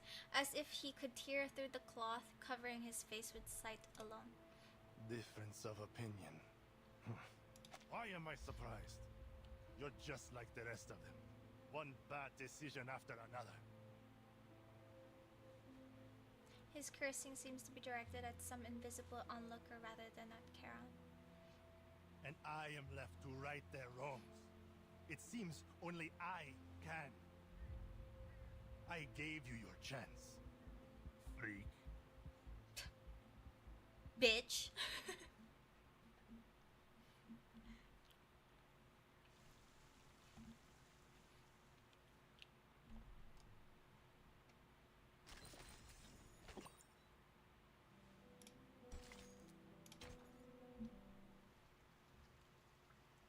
Strange gazes.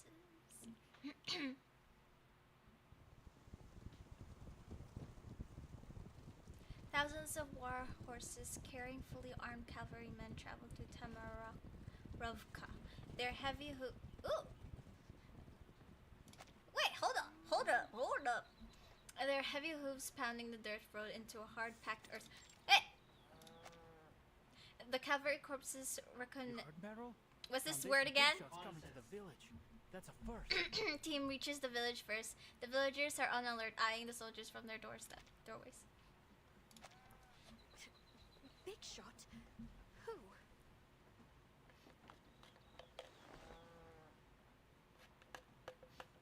Meryl unconsciously reaches for her mask, suddenly realizing that she lost it during her escape. Not sure, but the commander needs to welcome them personally.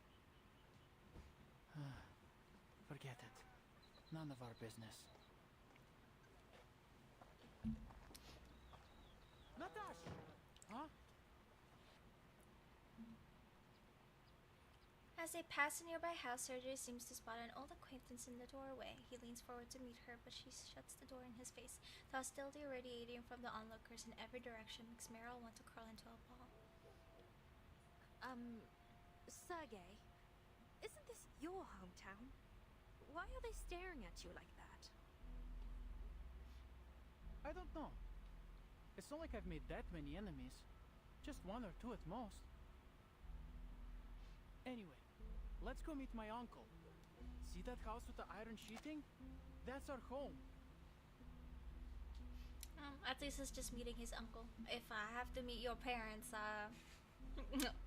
boy, slow down. Meryl follows his fingers to a house with a blue iron sheet roof. A man holding a cane stands in the yard.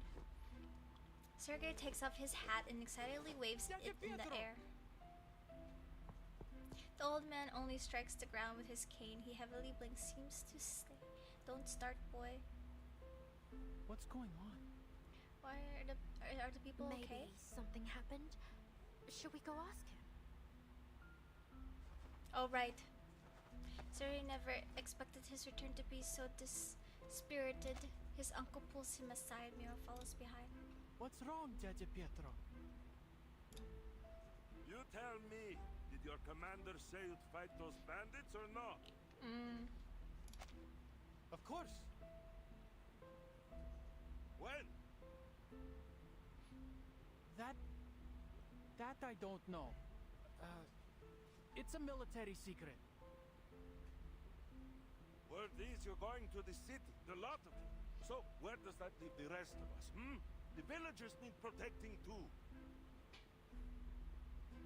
The young man can't think of an answer. He can only stand in awkward silence. The uncle sighs and grips his nephew's shoulder, hard with a slim yet powerful hand. All right, Seryosa. I understand. Everything's packed and ready to go. Come, we're leaving to your cousins in Petrovka. Dядя Pietro, could you just tell me what's going on? I'm not deserting Zeno. Sergei shakes off his uncle's hand. The old man's neck flushes red with embarrassment and anger. He turns and glances at Meryl. It's fine. She's a friend. Good. The cavalry is leaving us here to die, and the refugees from upstream. They said there are tens of thousands of bandits up there. I don't ship them. Meryl's still good for him, but he's a nice guy. I don't know where they all came from, but your cavalry's nothing compared to that, right? You'll never fight them all off. And keep this quiet, but the Kolduni left and joined the bandits. Что? They said they'd punish anyone who stands with the cavalry when they return. He watches the cavalry corps soldiers passing by the village entrance. If you can't fight them off, they'll burn the village to ashes. So, are you coming with us? Yes or no?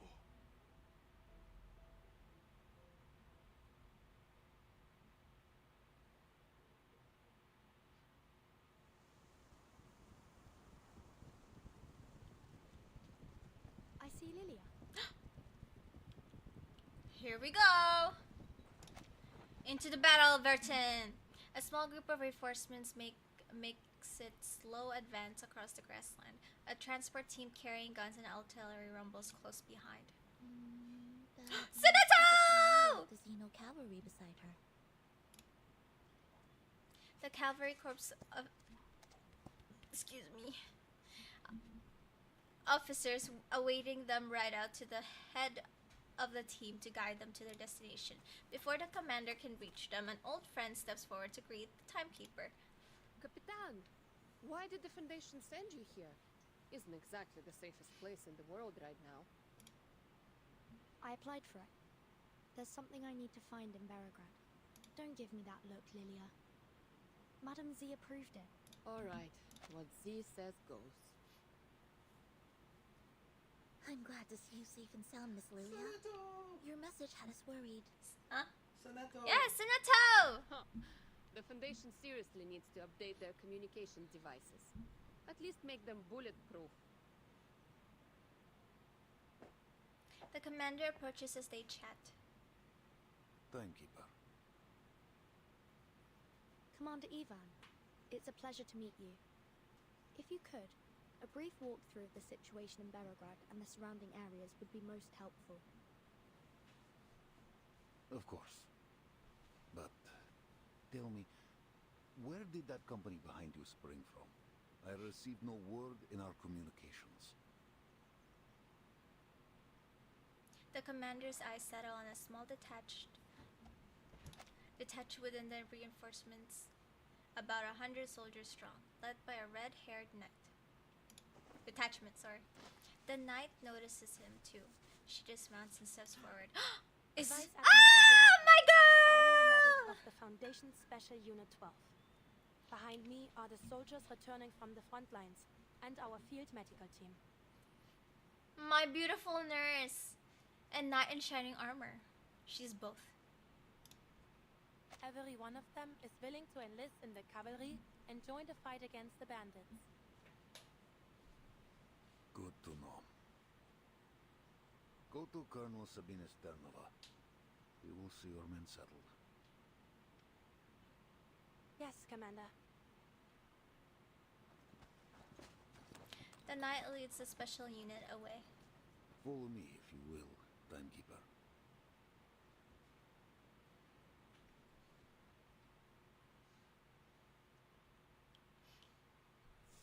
Ooh, cozy. Intelligence has spoken. The scattered bandit forces are converging upstream of the Dome. They carry Xeno weaponry, though their identity is yet unknown. Most likely, this is Igor's doing, though we've kept clear of them thus far, as headquarters ordered. Villages have been plundered. Many have fled downstream, yet most cling to their homes. The commander lifts his eye from the map, still deep in thought. Xeno has ordered the cavalry station in Beregrad until your mission is complete. We ride at dawn. Many of your cavalrymen are locals from the era. What do they think of Igor? Backstabber. What happened in Sao Paulo is classified. To them, he's a warlord like any other. We do have a controlled route to the city, but, Timekeeper, are you certain you wish to enter? The rebels could strike at any moment. I can't die. I have plot armor. And Yes. protagonist. I'll complete my mission quickly. What is it called? Hopefully before any conflict arises. I see. Then tell me I am the details protagonist. of I your can't mission die. So that I may lend my hand. There's a place in the city called the Amber Room. It's said to hold an important clue about the storm. Does it sound familiar at all, Commander? Not the Antarne Komnata in St. Petersburg, I presume. We're a long way off from there. Then no, can't say it does. It seems I cannot aid you much in this. I just have to say, it's so weird seeing all this like commanders and like authoritative people talking to Vertin and her team. They're like, they're all children. No, I think because I remember they're all just children. Imagine being a World War veteran. I know. Having to respond to the 16-year-old. Yeah, like imagine that happening here. Like, why am I talking to a child? Of course, Captain. But here it's just like, yeah, she's the timekeeper. This is how we do it. She's an important person. I know I've talked about this before too. The commander pauses, then asks a question that's been goning at him since the timekeeper's arrival. Timekeeper, may I ask, besides your storm investigation, are you also here to deal with the Golden Famine? We tried ourselves, but Xeno soldiers have little experience in arcane matters.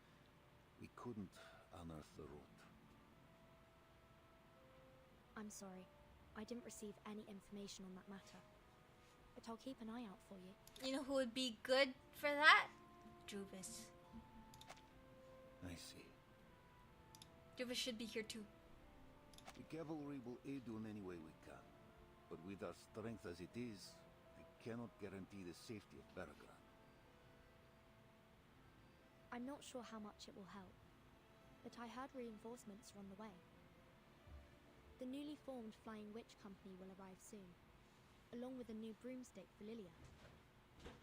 Ooh, Lilia suddenly perks up, of course. Xeno reformed the Flying Witches. No. This unit belongs to the Foundation. I wonder who it is, though. Lilia, committee member Iranai asks if you'll serve as its temporary captain. What do you say?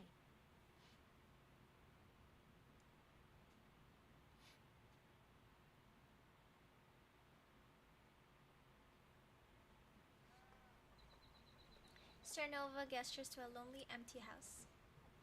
We haven't seen the owner of this place for 2 years. The elder said you can stay here for a few days. This is spacious. She has the same stoic look as Beryl, Marcia. If you ignore its decrepit state, it is a fairly decent place for a short stay. Yeah.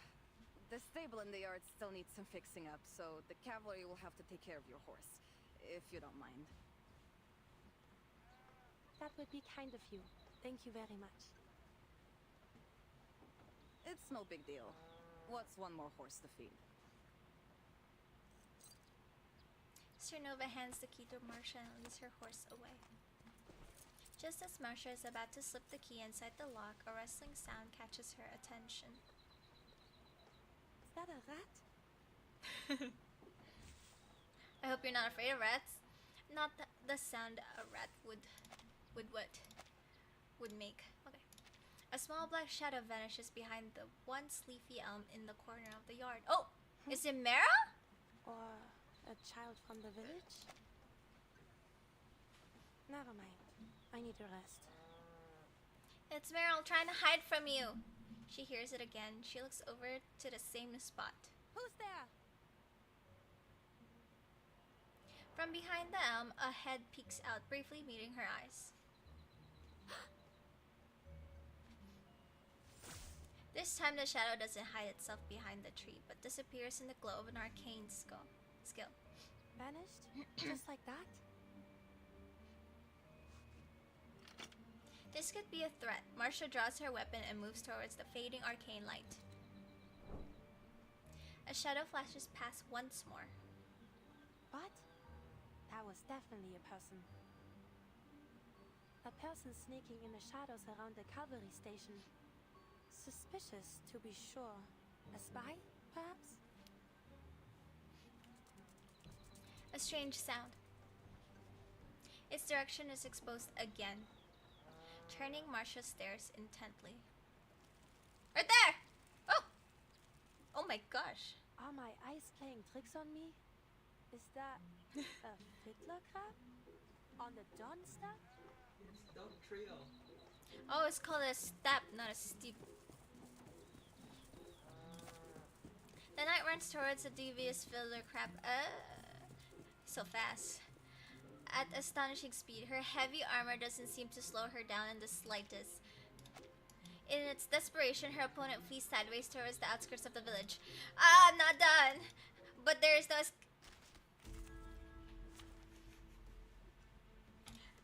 Let's. Oh, wait, it's actually a crab? I thought it was I thought it was Meryl.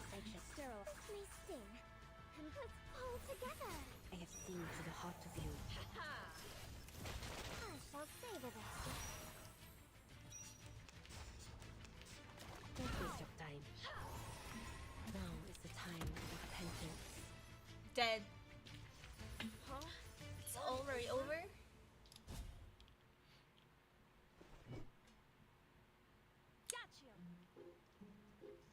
Can we keep it as a pet? Forced into a corner, the fiddler crab snaps its oversized claws in the air. I thought it was like Marcia disguised as a fiddler crab or something. Enough, shapeshifter. This is Oh, absurd. it How is would a shapeshifter. fiddler crab make it out here to the plane? Yeah, exactly. And might I What she remind said. you that you're too big to be a crab. I was just about to say that it is too big. It's hissing at him. The same glow returns. The light surrounded the fiddler crab, bending and distorting. It's Meryl. It reveals the figure of a girl. Meryl. Yeah, the iconic scene. Are you getting Sentinel's new garment? I hope I can afford it. I would love to. Oops. Are you planning on getting a Maggie? The newly appointed medic of the 8th Squad locks eyes with her team's deserter. Hey, nice to see you again. Meryl? Yes! How did you... Marcia steps forward, caught at last. Meryl squats down, covering her head with both hands. Don't hurt me. I'll tell you everything. I will probably end up getting it, maybe. Nah, I'll probably want it. Cause like I use Sentinel a lot too. You mean to say you plan to stay here until the war is over? Yes, especially since I love collecting all the I wanted to collect most of the garments, especially the characters I really like, but I missed a lot. Well, I don't really have much choice. At least with the cavalry, I won't starve. And if the storm comes, what then? I'll be fine.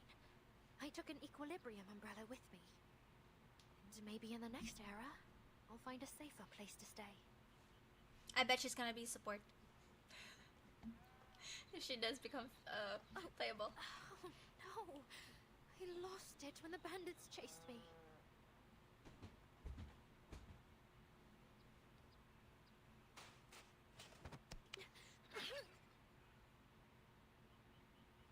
The knight grabs her face with both hands, pressing her cheeks tight together. This is serious, Meryl. Do you have any idea what they do to deserters? Do you think hiding with Xeno will prevent the Foundation from finding you? Damn, she's being a big sister right now. No. You may survive one storm, but what about the next? And the others after that? Please, Marcia. How will you know which era the storm will take us to next? Marcia, come, please. This is so cute. She lets go. Honestly, what am I to do with you? Fair, it does add up in the long. Yeah, that's true. They're expensive. It took. I had to really want Adjonala's skin, and it's a good thing I did want it when they first announced it, and I got her. So it worked out. It worked out. Meryl hangs her head, rubbing her reddened cheeks. So, why are you here? I was taking a group of Don Cossacks home, and heard the timekeeper was going the same direction, so we met on the road and traveled the rest of the way together. Now that I have arrived, Kreas has requested I stay by the timekeeper's side until she completes her mission. Then I'll return with her. You're not going to bring me back to Kreas, are you? Marcia leans against a worn pillar, looking deeply If only I could. But with downcast. Kreas comes the Foundation. Either way, I'll be sure to bring you back. Running around alone out here is far more dangerous than Chris! anything the Foundation could do. Meryl knows there's nothing left she can do. Does anybody else here know you, aside from me? No. The image of the young Foundation big shot appears in Meryl's mind. She shakes her head, trying to erase those gray eyes from her memory. I know the timekeeper and Lieutenant Lilia, but I don't think they know me. I feel like Vertin But would know me. Sonetto, Vertin's assistant, I'm not so sure. We were classmates for a few years, but we didn't talk much. I see. Stay close with me then, and don't let Sonetto see you. It would be best if we solve this without any interference from a third party. Paravian and I may be able to plead your case, but if we're to have any chance of being successful, you can't run away. Not again.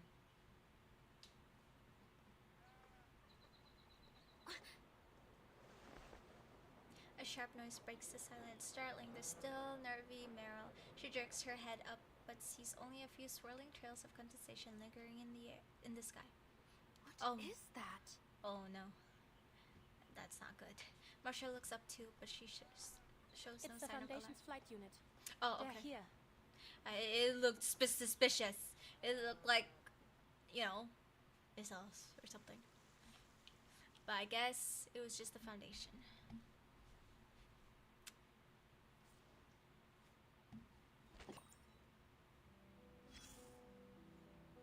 Boing. I sincerely hope returning time doesn't become some new form of competition. Marcia is acting like a mother to Meryl right now. Yeah, mother, big sister. I love Marcia. That's why we're gonna pull for her. We're gonna try to get her today. Maybe we'll get her. Hopefully. I don't wanna use my money. Sonetto returned after 2 hours and 36 minutes. Returned after 1 week. Returned the following day. Oh, this.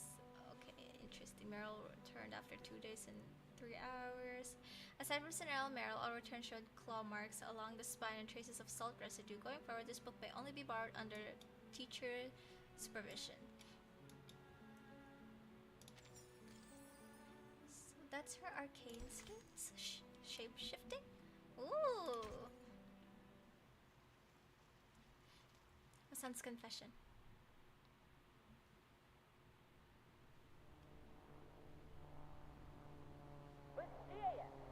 Oh! Look at that! She put on her battle armor.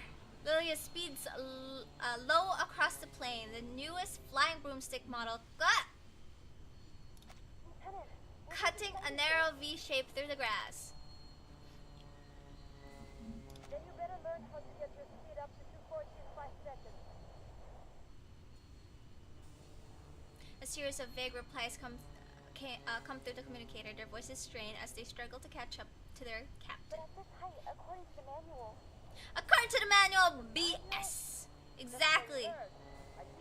Move into split formation and prepare to climb. Rooms up. Copy that. 24 flying witches follow their leader into the cloud above, slicing the sky in two with their vertical trails. Hold altitude. See the targets by the river. Yes, Lieutenant. Good. Real enemies won't just stand around and wait for you to strike. But training like this can sharpen your eye. Flank the targets from both sides, avoid friendly fire, and die!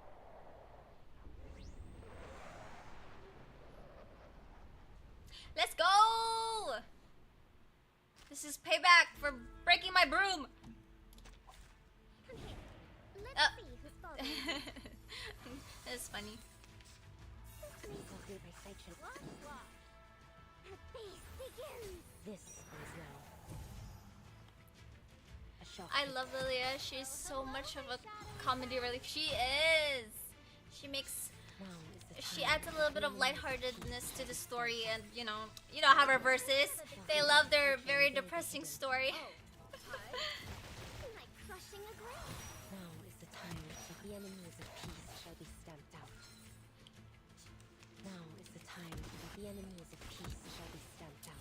The dust down. Huh? How are you losing life? Don't die on me! Medpoc, what are you doing? Why are you not healing our girls? Now, give us a big smile.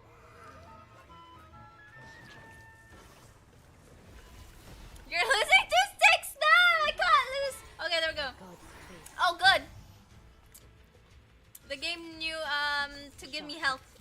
The enemies of peace shall be stamped out. Sterilized. Get out of here. I shall savor this.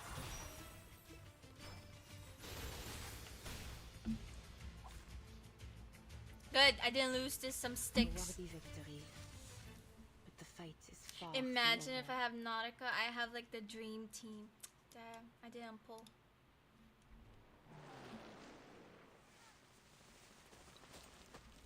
Boom! Bang! Crash!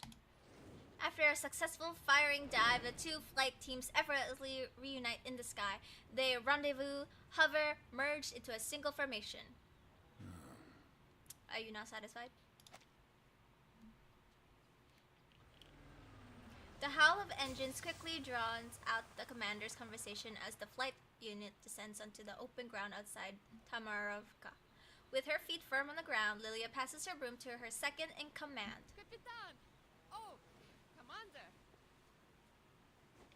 The swirling air around her sends Lilia's pristine uniform fluttering like a flag in the wind. She walks straight towards the cavalry and the Foundation leaders who stand at the entrance of the village, observing the training. New broom's nice. Ooh! Wow, look at that. The problem is, they rely on the tech too much. Should spend a little more time on their arcane skills. I love the little nod to a witch right here. I have to say, I never thought I'd wear a Foundation uniform. But she's still a soldier. Wait. Right here.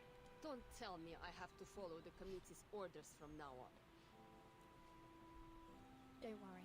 You're still on Team Timekeeper. Your new uniform's just for easy identification while you're acting as flight captain. All right. You have some time to sharpen the little birds, but conflict rides fast. Work quick. The Foundation swore us enough fuel and ammunition for your entire unit, and more besides. You alone have access to it. No applications, no paperwork. Just go directly to the quartermaster. Nice. She looks so I'll pretty, make sure the yes. bees never step foot on the ground. She does. Mr. Iranai said that this is the Esu Noi Nouveau debut. He hopes to hear some feedback from you. I was trying to listen to her say Well, it. it's faster, got stronger firepower, and better maneuverability. Basically, an all-round improvement. We love I haven't it. used it for long, though. Any major defects you know of? The price. 102 costs nearly triple the amount of an 01, or even more. Who's paying for repairs? Better be the Foundation. Me. The Esu Noi Nouveau assigned to you is the property of Team Timekeeper. How much money do you have, girl? Okay. I'll do my best not to break it. She must be loaded. Noon descends, the sun hangs tilted in the sky, casting an unseasonable dryness across the grassland. The aroma of simple meals drifts from the household. Whether in times of famine or prosperity, the plain scent of wheat is equally tempting. That is all. Dismissed. Damn, we're turned out here. Loaded. With the order given, the high-ranking officials outside the village drifts away. Lilia turns to glance at the unit, still holding position. Capitan, I need to go take care of the baby birds. All right. See you later, Lilia. The temporary captain of the flight unit turns away. Timekeeper. What's up? Anything I can help you with, Commander? Hungry? Come to my home for a meal, won't you? I'll send for your assistant too. My mother's stew could raise a fallen horse. She would love for you to try it. He wants some type of deal. He's trying to bribe me with food, trying to ease up the conversation. He's gonna ask something. I know it. A simple invitation, yet under the circumstances, its recipient perceives a subtle unease. Yep. Remember, she are good friends with Sotheby, so yeah, Lilia. Sorry, I was just thinking about something. Do you mean to say that your home is in Tamarovka? That's right. Will you come? I wonder what discussion is going to be all about. You're not very subtle, Commander. The commander pushes open an old wooden door, followed by two special guests. Verton too. Verton. I miss the OG timekeeper with Verton, Sonetto, Sotheby, Druvis, and Lilia. I want to see them again, all together. Faint candlelight reveals a rope strung above their heads, where dried vegetables and smoked meat should be hung, but now hangs bare. Mama. Aww. Vanyusha. Oh, so did sweet. You bring guests? Poor regulars got left out. Oh my gosh, I forgot it! For me, madam. I'm Verton, timekeeper of the Foundation. And this is Sonetto. I forgot about Regulus. I'm sorry. Yes, Regulus too. Yes, Regulus too. let me say it again. Verton, Sonetto, Sotheby, Druvis, Lilia, and Regulus. I want the gang to be back. Another adventure with all three. With all six.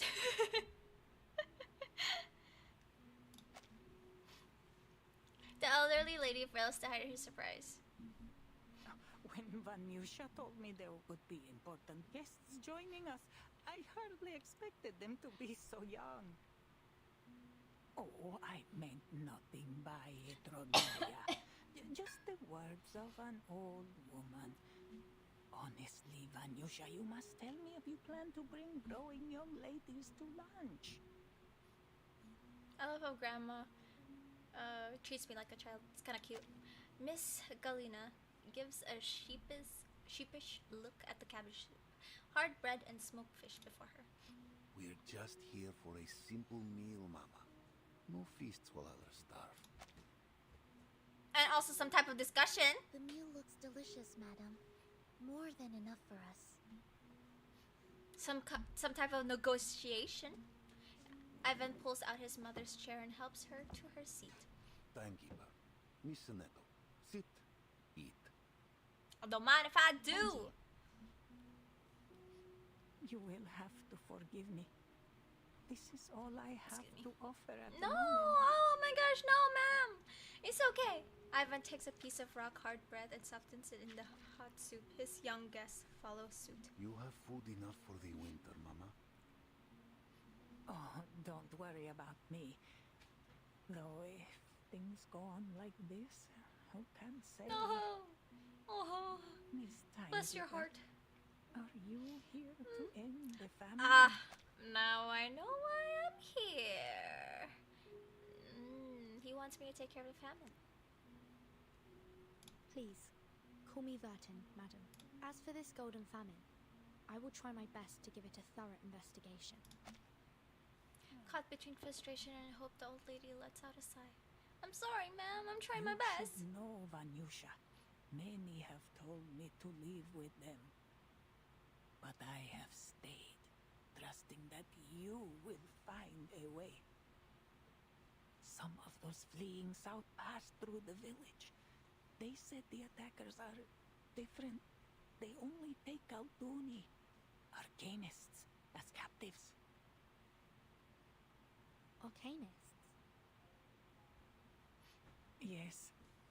The poor things who refused to cooperate were beaten half to death before they took them. As for the humans, well, Oof. She simply shakes her head. But Igor's army would have taken humans too. Someone else's. Igor? Soneto, you must try this pickled watermelon. She's trying to divert the conversation to something else.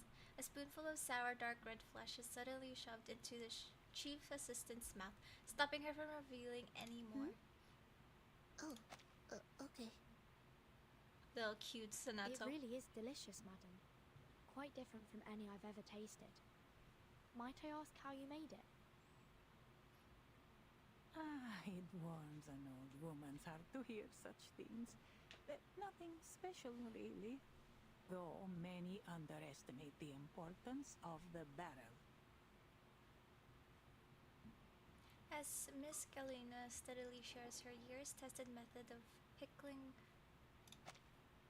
watermelon, they leave behind talk of these troubled times. The sounds of wooden spoons scraping against steel bowls mingle with chewing and swallowing.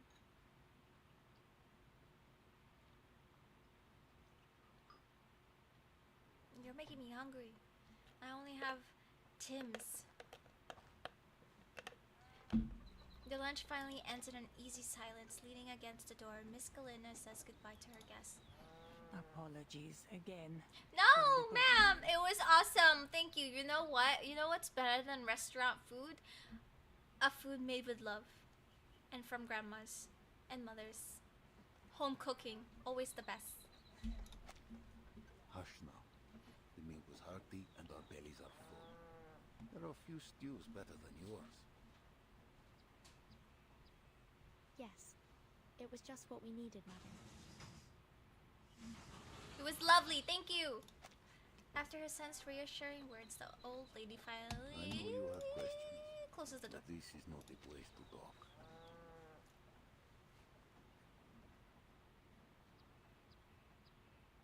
Come, walk with me.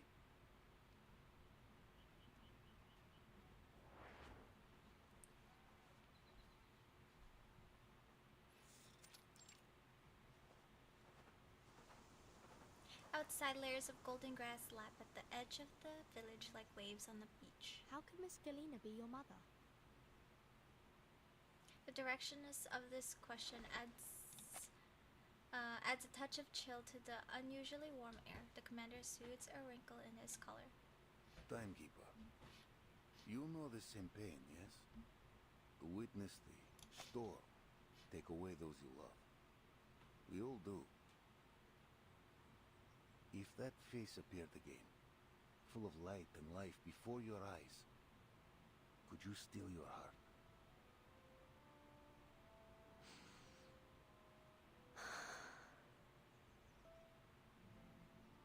When I saw her again, she was no longer my mother, but a teacher with no children, devoted only to her students. She never once left home. The reason for this phenomenon still remains unknown. However, observations have shown that each of them has a complete memory, identity, and social relations. Their independent will is undeniable. We can't force them to be the person we think they are. This is like Mr. Duncan. I know. To speak of the storm would only break her. She would shun me. But in time, she took me as her child. In the end, I have a mother again. Oh. That is enough for me. At least I'm in a glad way you he figured it gained his mom back. Figured Even though it out? it was kind of different. The truth is the opposite, Timekeeper. I chased Galena like a lost pup, hoping to find my mother in her. And I did. Her face, her body, every line and wrinkle. She is the mother I lost to the first storm, down to the gentle smile when she talks to me. The commander takes several deep breaths to stop his teeth from chattering. Think of it. Those you lost, standing before you again. Only their clothes and memory changed. Would you call them dead and gone? Would you not hold them close, praying memory returns? It's hard to say. She's thinking about you know who right now. You know who. I've never personally dealt with such a thing. Perhaps I'll have an answer if I do. She's gonna come back. I'm telling y'all, she's gonna come back. She's gonna come back. The commander stops his questioning and turns to the meadow, bowing before him. Withering amid abundance, stretching endlessly into the horizon. Copium. Oh, hush now, chat. It's not copium. It's real. My mother watched on, afraid I would fall, no doubt. For their, I bet it's for their 5th anniversary or their 10th anniversary. It's an anniversary thing. Trust, she's gonna come back. Only to die again. Rebellion. Taken by the storm again. What? The step never changes, nor do her people. Sometimes I find myself asking, is this truly a false 1920? You, timekeeper, you have lived through many eras. We will never wholly understand one another. From what I do understand, you're a survivor of the first storm. You've lived through all these eras too. I don't see the difference. True. Yet I am marked by my hometown. My own time long before the storm ever struck. I was forged a Cossack, and the Cossack I remain no matter the era. And you, timekeeper? Which era is your home?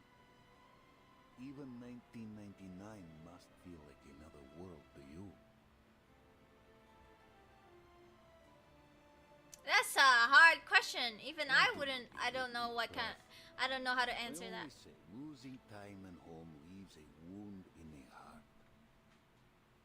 Politics aside, I respect you. You are the timekeeper, the master of all ages and all people. Many consider you a savior. And I am but a man with mortal ties. Zeno has every reason to keep me at arm's length. This is all the old Kozak has to say. He had justice when Commander, wait. Windbone had a mix to leave. Yes? What more is there to say? I have no power to change your decision.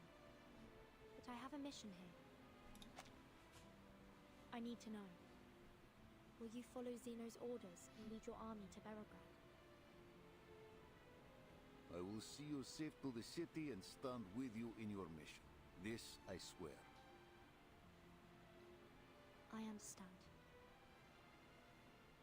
Commander! They turned back to see a figure rushing towards them, arms flailing. Commander! What are you doing out here? I thought you were at home. What's up? Oops. What's the matter? They got too drunk. Ah! A brawl's broken out. You boys.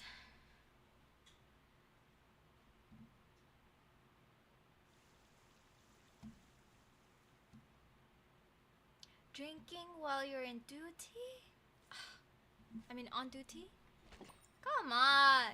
Pull yourselves together! Mothers have a gift for turning imagination and a little miracle into a fine meal. Rye bread, aged flour. Oh, is this her recipe? Smoked fish, grassroots soup. Oh! Grassroots, is this? Yeah, there we go. Ingredients. Oh, that's so cute. Can we actually make this? Jam from neighbor Valia. Oh, chat got disconnected. Please wait while we try to. Okay, chat's back. Okay. Okay. I was like, what happened? I've told Iva to stop bringing food home. The people at the front have it harder than we do. Besides, in the face of disaster, soldiers and civilians must be treated equally. Even with this position, I won't allow our family any special treatment. Aww. So cute. Okay. What is this, 7? Oh.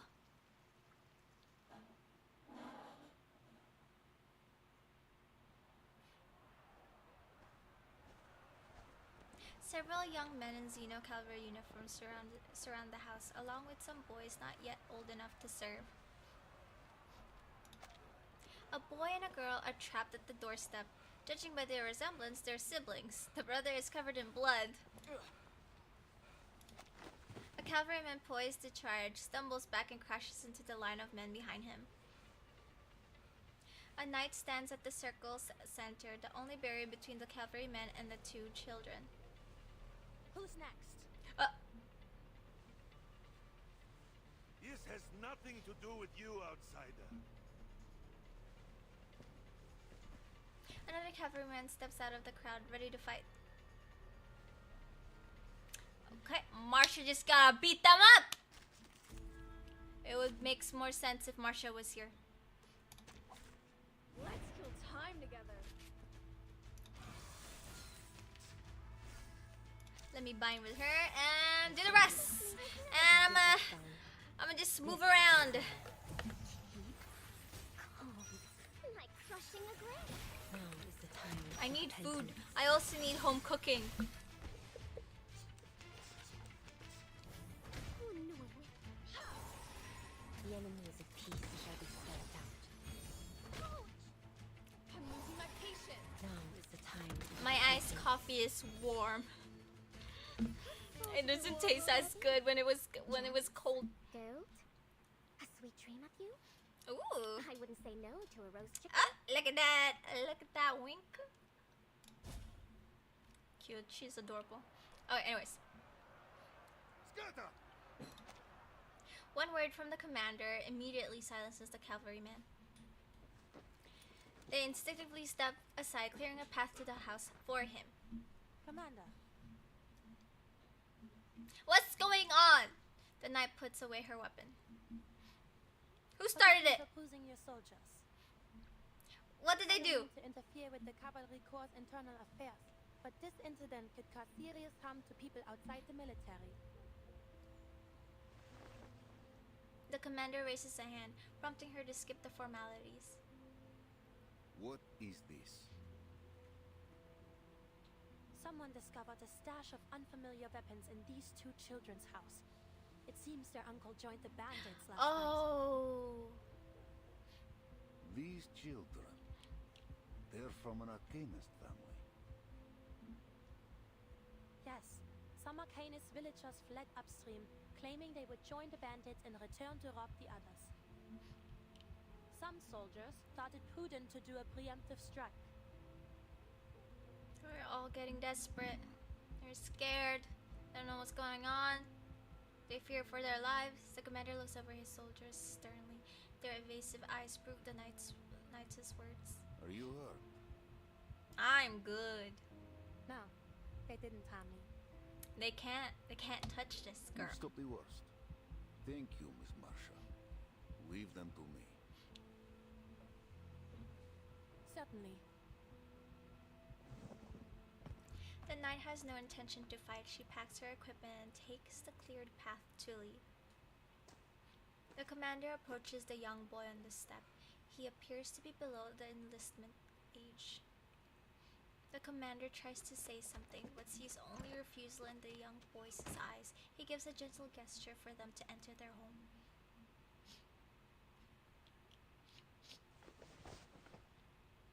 He turns, still standing tall at the doorstep, and faces his men. There may come a day when we cross blades with our townsfolk. A day none of us prays to see. This war will scar us. It will scar our children. Our children's children. The dawn will carry our deeds for centuries. Those who take up arms with bandits are our enemies. And we will answer with bullet and blade. But their families will not suffer. They are our people. Her people. No harm will come to them by our hand, else we become those we fight. Then what are we waiting for? Why are we stationing in the city? We aren't city guards. We're riders. We should be out on the steppe hunting down the bandits. Right. These are our homes they're destroying. How can we just stay in the city and watch them burn? If the cavalry won't go, then we should go ourselves. Split up by village and defend our own. Then the enemy will seize the chance. And one by one, the blood of you and your families will water the dawn.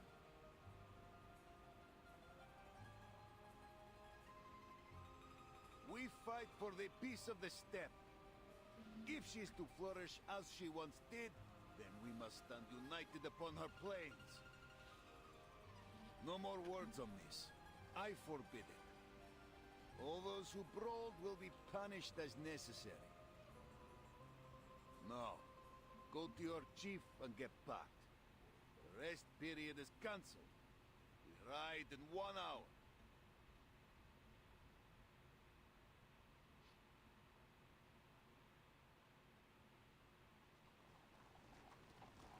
An hour later, the cavalry leaves Tamarovka, where they have barely paused to make their advance upstream along the river towards Beregrad. Thousands of cavalrymen make up most of the head of the marching column. Behind them follow a small number of infantry units and a long supply team. Ah, so good you joined me at the vanguard.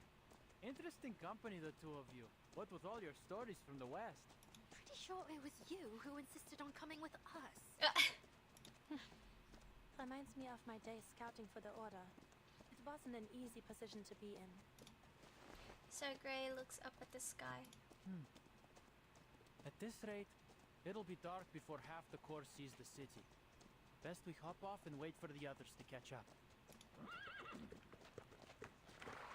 The scouting unit clearing the way for the march dismounts on a gentle slope, taking shelter in the shade of a tree. Careful, Beryl. You'll break a leg if you dismount like that. Here, take my hand. Having already dismounted, Marcia walks over and helps Meryl off her horse. Thank you, Masha. Finally a bit of a break. Sergei, the sun will go down before we arrive. Then we'll be transitioning to a night march. Yeah, we were supposed to put up for a night in Tamarovka and leave at dawn. What kind of army starts a march in the afternoon? Night marches come with considerable dangers, especially when we don't know the enemy's movements. What's got the commander so anxious? He's a commander. He must have his reasons. Believe me, I know what it takes to lead a troop. My great-grandfather was a general, you know. Fought off Napoleon side by side with the Tsar himself. Came home with a chest of medals, too. Shame my family lost them. Without the taunts of his townsfolk, there's no one to rein in Sergei's bragging. If you ask me, it's because of the timekeeper. The sooner she finishes up whatever it is she wants to do in the city, the sooner he can send her on her way. Sergei's voices his opinion freely, not realizing that the person in front of him is a member of the Foundation. Then, we won't be stuck guarding the city, and we can finally show the bandits what's what. You know how dangerous they are. What's the timekeeper doing here? You could always ask her. Aren't the two of you around the same age? Wouldn't you have been classmates at school? Seriously? Can't we just drop this? Burton was already the timekeeper by the time I got there. I never saw her in school. The SPTM. A school full of arcanists. It should be an interesting place. Looks Not like as a much as cult. you'd think. Everything we learned was for the benefit of humanity and the supreme mission of human survival. Every day, there's a morning broadcast of the school motto in 12 languages, and the student handbook's thicker than the Oxford Dictionary. Oh, and the fence. It's electrocuted. Can you imagine? 230 volts of electricity buzzing day and night. It's more like a prison than a school. Has anybody touched it? Like any of the children? Like they're just kind of curious. Am I gonna unalive myself and just like? Oh, hello, Decaf. There was a rumor back then that a group of students managed to escape. People said it was the timekeeper who organized it. And it ended very badly. We don't talk about that time. Sneaking. The timekeeper? That's difficult to imagine. She seems very level-headed. Oof. People were kind of scared of her. Apparently, she was their leader.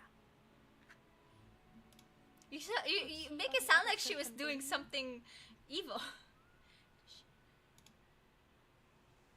Meryl freezes at that question. Not at all. Why do you ask?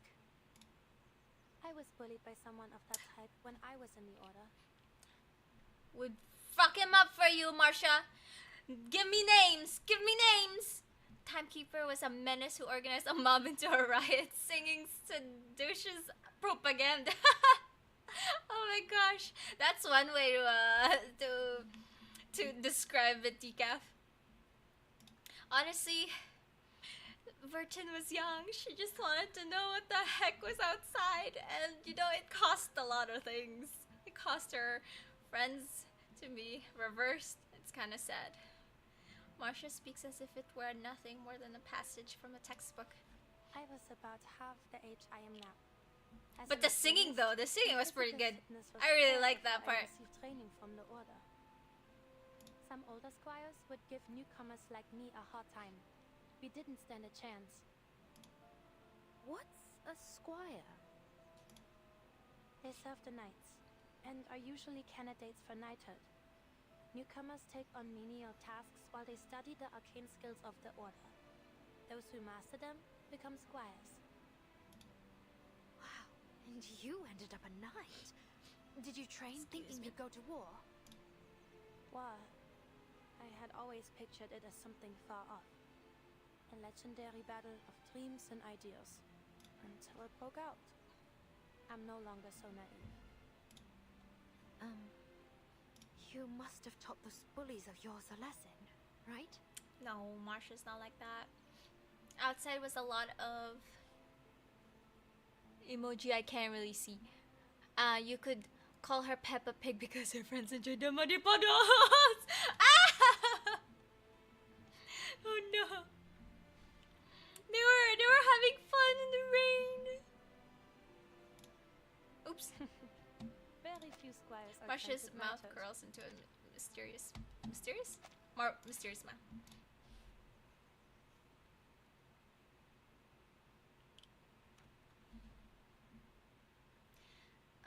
Sergey, who has been listening along, cuts All right, rest's over.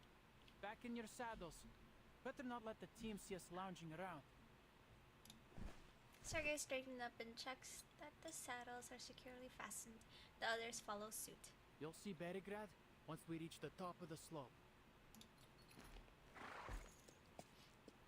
He rides slowly towards the top. Those were some stories. Marcia's revenge, Didn't living have her best anything life, half as ignoring the exciting in haters, my getting childhood. her bag.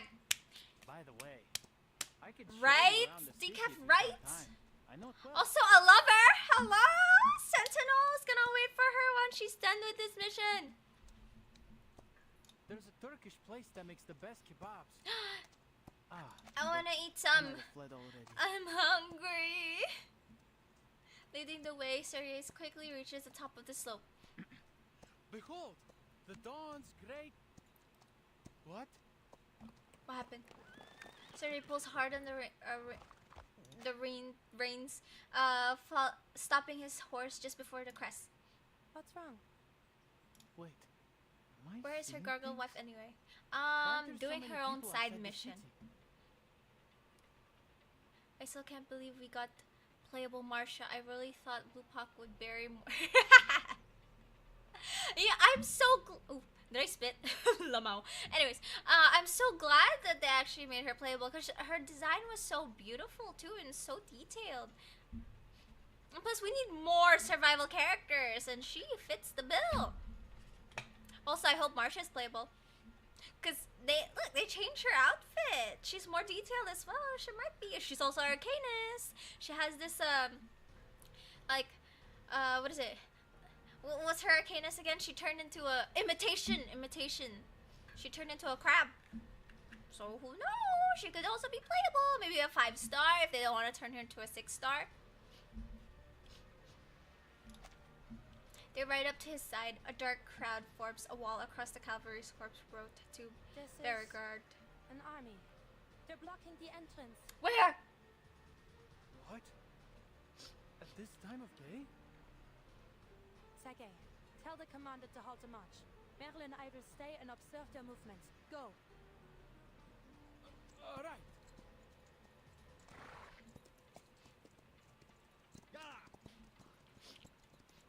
I'm sniffling. Still kind of sick. Outside Belgrade, did you get a clear look? Bandits or other forces? I'm not sure, but they're definitely not bandits.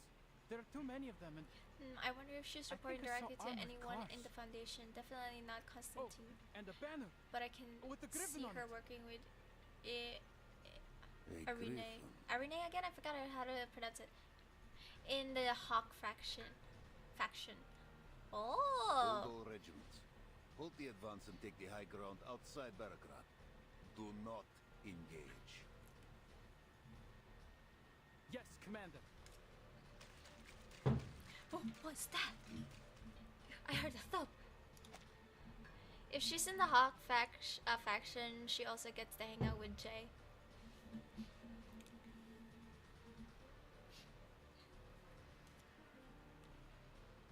You know everything, Decaf.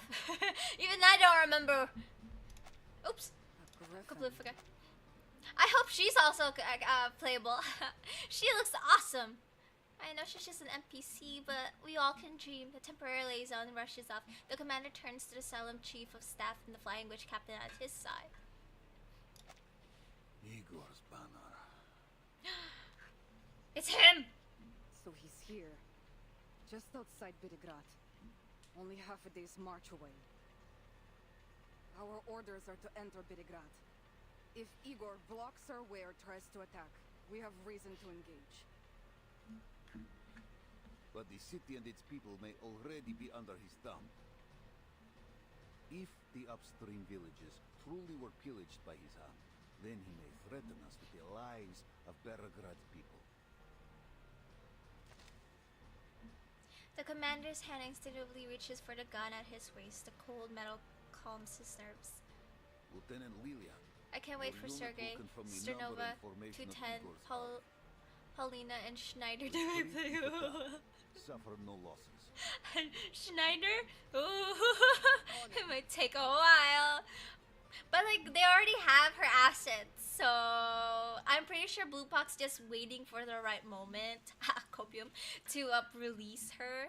Cause like, you know, cause she got reversed, so I know they're gonna bring her back at one point. The crumpled drafts in the bin prove how much thought she put into this. Gotta plant the seeds! She's probably an important part of the story, so maybe an anniversary. Yeah, like I'm saying, gonna be an anniversary. One way or another, she will come back because they know, Blue Puck knows that everybody in the community really wants her back. And plus, I can't wait to listen to her voice again. I really love her Japanese voice actor. She's like Mami-chan in Rent a Girlfriend, and I just love listening. It just fits her character so much. The voice. I want to listen to it again. Sorry if I'm sniffing so much. I'm still sick. Menace will use her as leverage to traumatize Burton. Watch. Like, she doesn't. Oh my gosh. Like, if they actually bring her back and she doesn't know Burton anymore, either she'll be a. Oh, thank you for the tissue. Either she'll be like a good guy or like part of the Menace again. What? She'll be part of the Menace again, but this time like hardcore evil. And then Burton's like trying to like, don't you remember me? Don't you come back to us? You were a good guy. And then they're like, no, I'm with the Menace.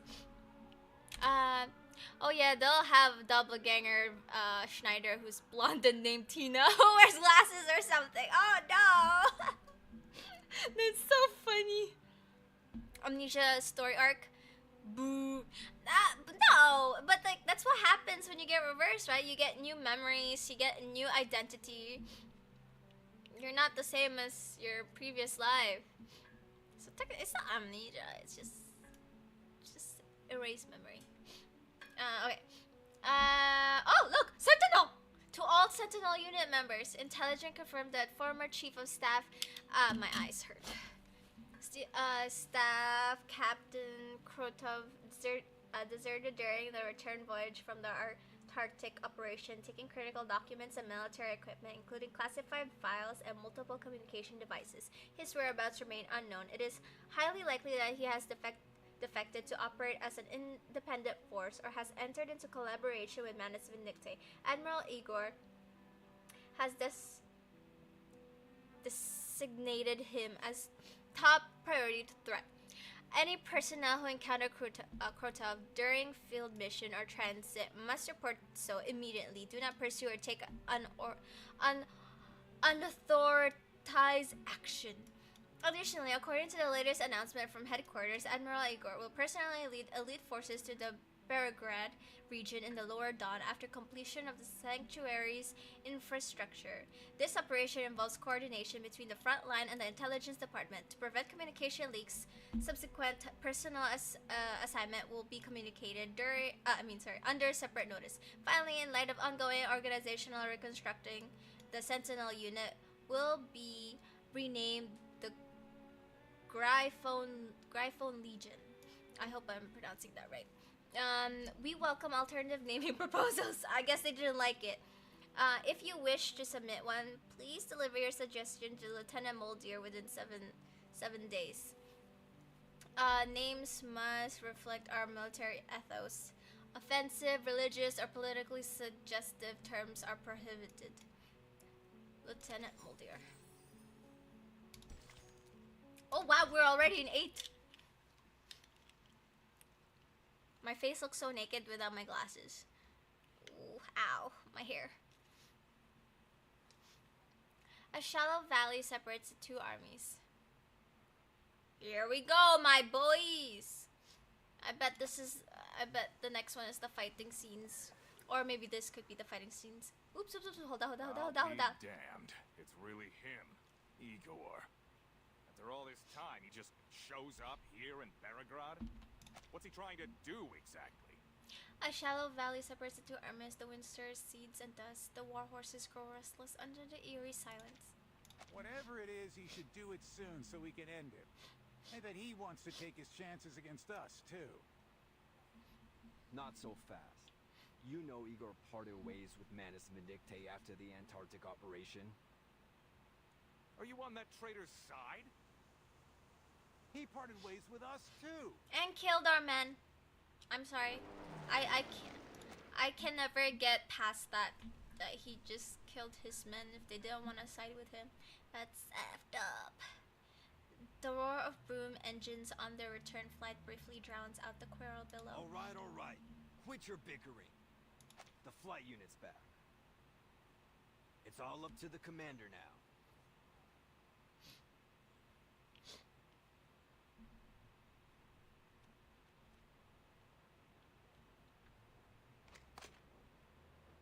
The commander lowers his telescope as he awaits the flying witch's news. Delia emerges from a swirl of dust stirred by the broomstick. Calling it broomstick. Or the SO number 2 or 1. Whichever it was. Was it 1? Weird. It was it's 2. Igor, all right? You call Ace and all. but they didn't attack. Oops. I flew low too, even looked eye to eye with the soldiers, but they still held fire. As for the city, there's no signs of damage, or Igor's men. His soldiers are all outside the city? Trying to protect it properly? Yeah, got his main force positioned along the main road to it.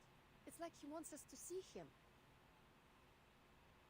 He wants us to see him. If he wanted to stop our advance, capturing the city would have been the best bet. It's almost like he's welcoming us.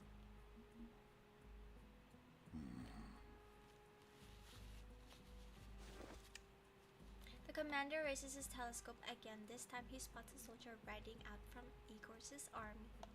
What? The messenger crosses the ground between the two forces, drawing closer to the cavalry.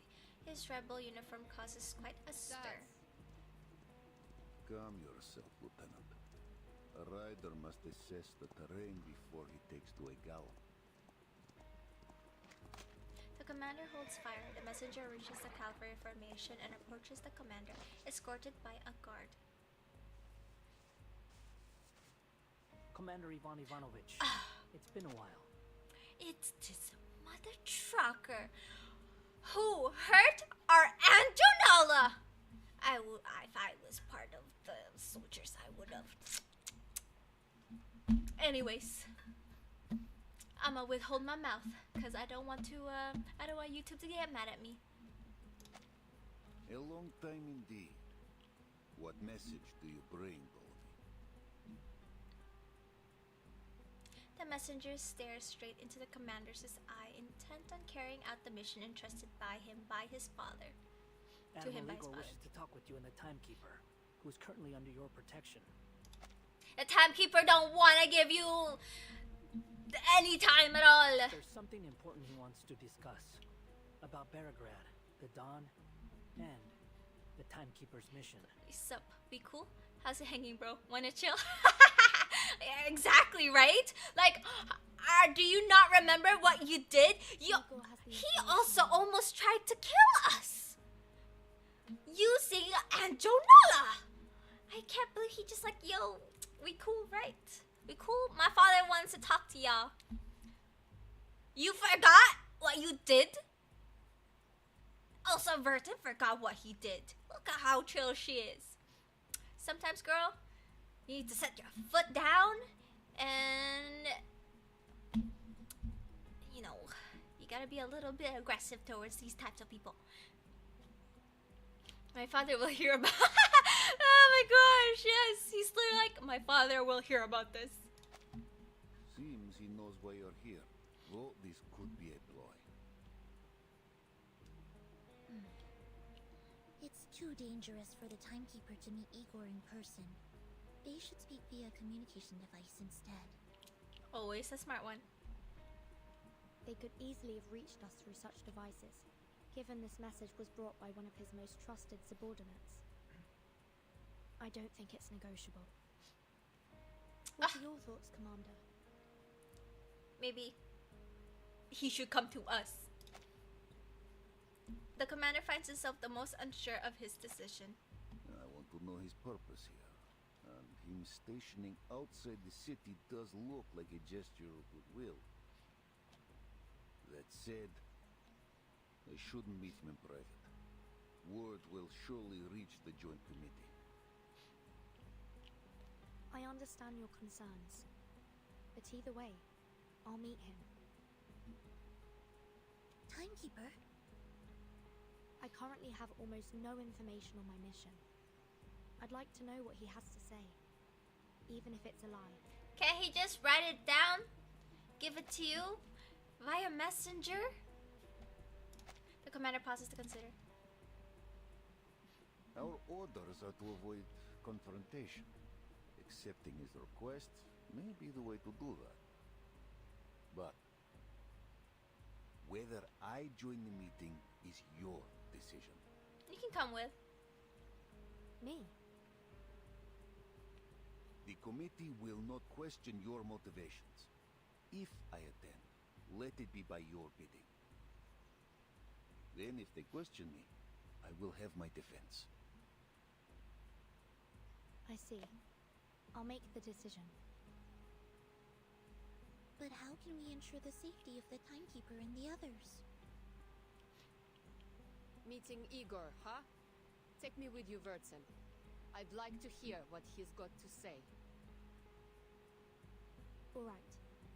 I accept Igor's invitation, and I request the commander join me. To ensure the safety of both parties, I suggest we each bring our own bodyguards. Lilia will be ours. You could use another timekeeper. She wants to come join them. You're the only one who knows the details of the mission besides myself. One of us should stay in a safe place. Just in case they unalive Relax. them. I'll bring Vertsen back in one piece.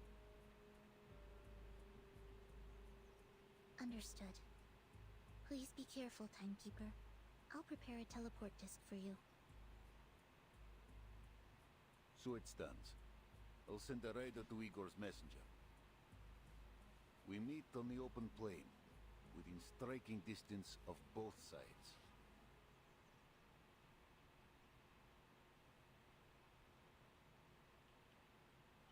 In that space between the armies. Ooh, beautiful. Sorry. Ah, it's too fast. It's okay. Chat, just pause it and read. I was so distracted by the cinema, the scenes.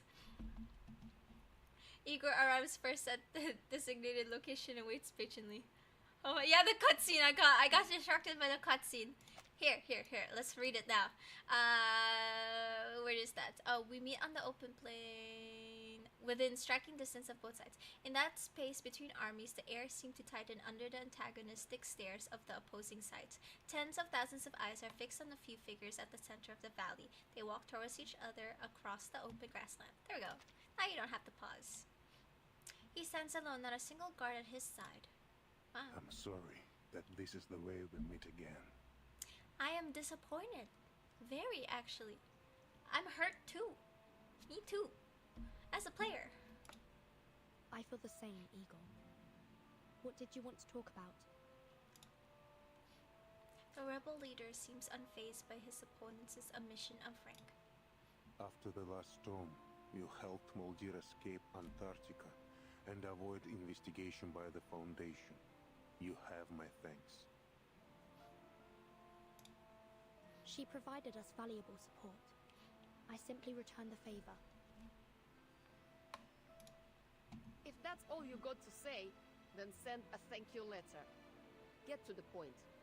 What do you want? Thank you.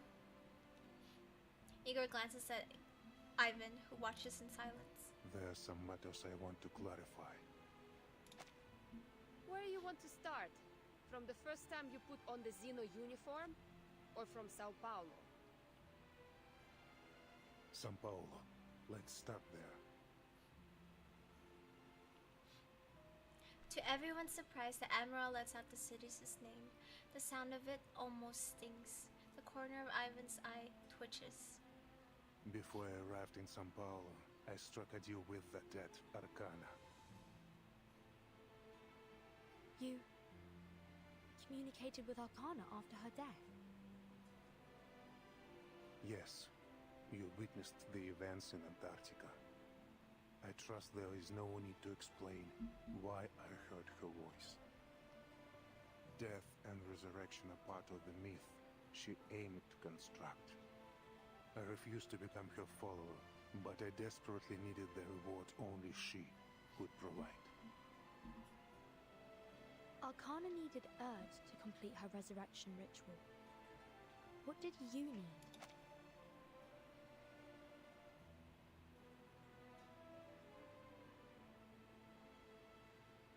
A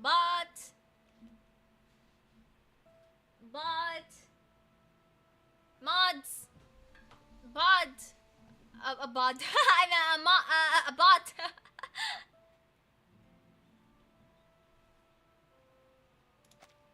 A true shelter. A boon, a hidden place. A promise from the surpassing excellence. She used many words for this little cube. Is it familiar to you, Timekeeper? The material's similar to the Tear of Kamala. The origin is the same, but their function is different. Igor clenches his fist and the black cube disappears. Why make a deal with Arcana if just to avoid the storm? The Foundation already provides you shelter. When you learn of Earth and the Umber Room, you will understand why I cannot trust the Foundation's promises. They have chosen a perilous path. The name mentioned too many times of late plucks at the golden thread in her mind. You know about the Amber Room too? I know what led you here. Earth, Umber Room, the words appear together. But whoever gave you this intelligence likely knows little more than that. Belgrade is not a large city, but without guidance you will never find the Umber Room, even if you turn it inside out. Fortunately, its location is not a secret to me.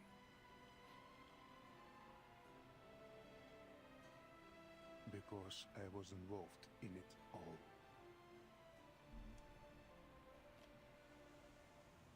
We're gonna find a cutscene. How much more do you know? I mean, get us a cutscene. I want a cutscene. No more questions.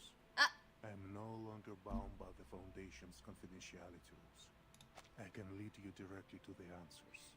Do you want me to help you or not? Guy is so morally gray, even his eyebrows turn gray. Oh my goodness.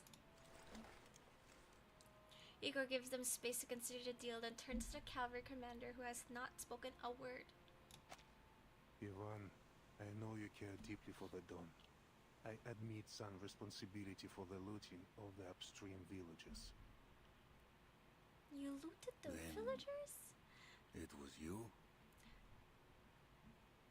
It was Krutov. Krutov? Here you. What difference is there? He betrayed Zeno at your side in Sao Paulo. He follows your orders. Not since Antarctica. With the new era, Krutov has taken his own path. We have some differences of opinion. The Manos deal was a one-off, but Krutov wants more.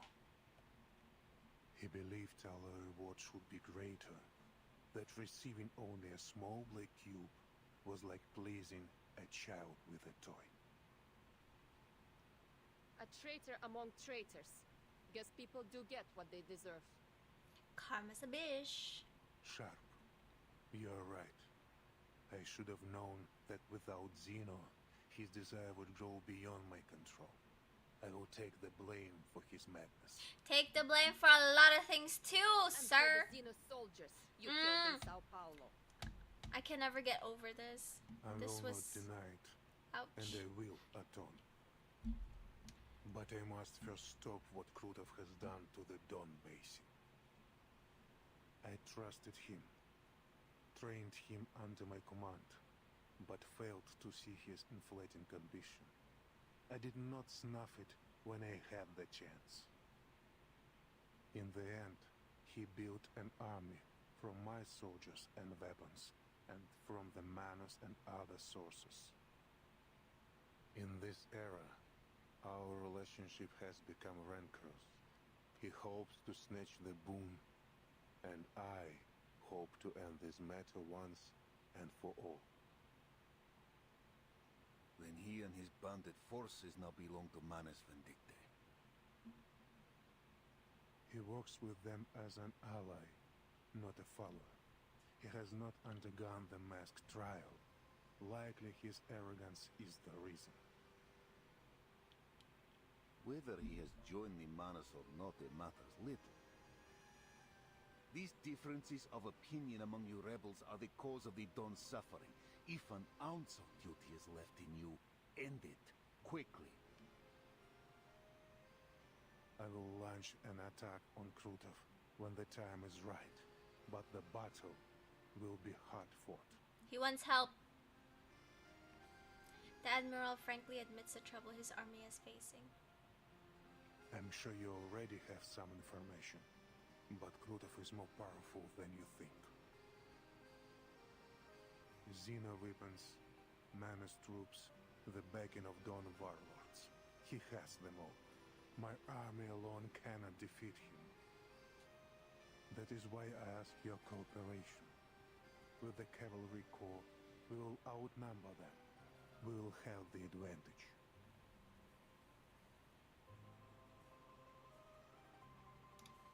Oops. I'm so used to clicking. Igor's words are like a shashka sunk into the mud, waiting for the others to pull it free. Sure you know what you're doing? Cutscene! I'm sure, and I hope I have proven my sincerity. This serves all parties. We will bring peace to the Dawn, and the Timekeeper will learn what she seeks of Earth. Oh, now it stopped. Okay. Where did... I don't remember where I stopped. If you agree, everything will be settled within a week. You have my word. The sunlight is fading, so is our time. I hope the deal can be made now. So demanding! Give me time to think it over! I don't know if I want to help you. You betrayed your people. But you know, we gotta deal with the issue. Words are like stones beneath the river, catching the sunlight and guiding the current. A note from Senato. Senato, is this English? Timekeeper. Oh, I want to kind of read it with Senato's voice. Timekeeper, regarding the slips of paper. Regarding the slips of paper covered in unknown symbols that were tucked into Mr. Craig's letter, I spent some time analyzing them and eventually found relevant information in an old tomb in the library. They follow an ancient and rarely used encryption method. I deciphered them and extracted several key fragments from the mass of meaningless character strings. I've transcribed them below. Ah, Timekeeper. She is kind of like breathy and like kind of low. Okay. Should, you know, I don't know. No. We're gonna keep going. There's only one more left. 9 and 10. We're gonna go up to 10. Because I missed out on the first week. So we're gonna go. We're gonna go. We're gonna keep going. Under the cover of night, the Xeno Cavalry Corps resumes its march towards Belgrade. Ooh, so fast. The Gryphon Legion holds position by the main road to the city. Both armies remain on high alert. Alone on the field comes the slow crunch of 2 pairs of heavy boots. It must have taken some convincing, especially with Sternova. She's rarely easy to sway. Can you blame her? I swore it would bring peace to the Dawn. Sabina objected, of course. Once a traitor, always a traitor. Her exact words. She's right. Igor pulls back his sleeve. A circle of neatly inscribed symbols glows faintly on his scarred arm. What is this? The arcane incantation customized by Xeno for every arcanist commander, preventing the misuse of arcane skills. Never thought I'd see it again. Your arcane skill can vanish an army in an instant. I must take precautions. Ever cautious. Good. Though I'm surprised you still remember how to write it. For you, he'll remember anything to make sure that you don't do anything dumb again, Igor. The commander has no desire to pursue the topic. He looks away. Keep your promise. The hawks are circling. They will devour me and Som if given the chance. I know the Foundation wants no conflict between the cavalry and me, and the Timekeeper must have promised to vouch for you. Her words will not go unheard. Were it not for the Timekeeper's mission in Belgrade, they would have ordered you to leave the Dawn immediately. No two-week buffer. How did you learn this? I do not need interception to know what the Joint Committee thinks, provided their membership remains unchanged. You're a Kazakh, so they sent you here to recruit new riders, for the same reason they do not want you stationed here in your hometown. Don't speak like you know me, Igor. You and I are no longer brothers. Demotion, imprisonment, no matter what they hang upon me, I will do what I must to defend my home. Igor's eyes follow the river upstream to Belgrade, low rooftops gleaming beneath the starry sky. We were born and raised on this land. We both bade farewell to our families that day, leaving Belgrade and the steppe for the cold walls of Zima. On a fine day, you can make out the church spire from here. The city is not as large as it was in '99. Back then, you could easily see the suburbs too. Many things are different. All this will be washed away in time. Do not put too much weight on it. But the steppe remains unchanged, and so do her people. The smell of grass and dirt is no different than at the century's end. I still cannot trust you. Krotov is but one stain on the dawn. There are many more to be blotted. The Golden Famine will strip the steppe bare. Her people will either starve or leave. Most will have to leave off their food stores. Some poor folk have none at all. What does the Foundation believe to be the cause? They haven't investigated. The Foundation is stretched thin. The steppe is not worth their focus. Our best hope may be the next storm. If it is kind, the dawn will wake as she should in the next era. Igor lets Ivan's almost cruel joke pass. This heat is the result of an arcane ritual. A ritual? Bending the weather over the entire lower dome. How can it be done? Commander! Oh, something wrong. Music stopped. The messenger's shout cuts the conversation short. He runs up to them, then bends over, hands on his tights. Ooh! Yes. Hands on his thighs as he attempts to catch his breath. The messenger's breathing is unsettled, not from weariness, but from sheer fear.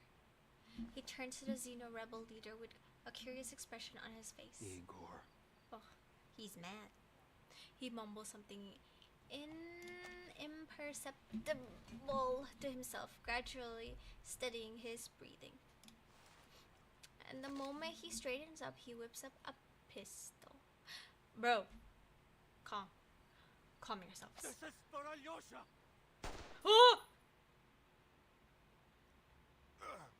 Oh, you know what? I was thinking Igor would have blocked it. I didn't think he'd actually just let it be. Igor staggers back 2 steps and drops to one knee. The messenger's trembling hand throws the shot off course, denying the bullet its deadly purpose. After a brief moment of shock, the commander lunges forward to seize the messenger's wrist. Soldier! What do you think you're doing? He forces the messenger's face to the ground. He tastes the dirt of his home with every word he roars. Alyosha! My brother! You killed him! This is a very nice art/drawing of Igor. You killed him in Sao Paulo! Why did you do it? Because he wasn't an arcanist? Because he wouldn't help you cozy up to the menace scum? No one answers. Besides his struggling, the knight returns to silence. Your commanders may execute any soldier who sabotages the army's strategic goals as a traitor. This is Xeno law.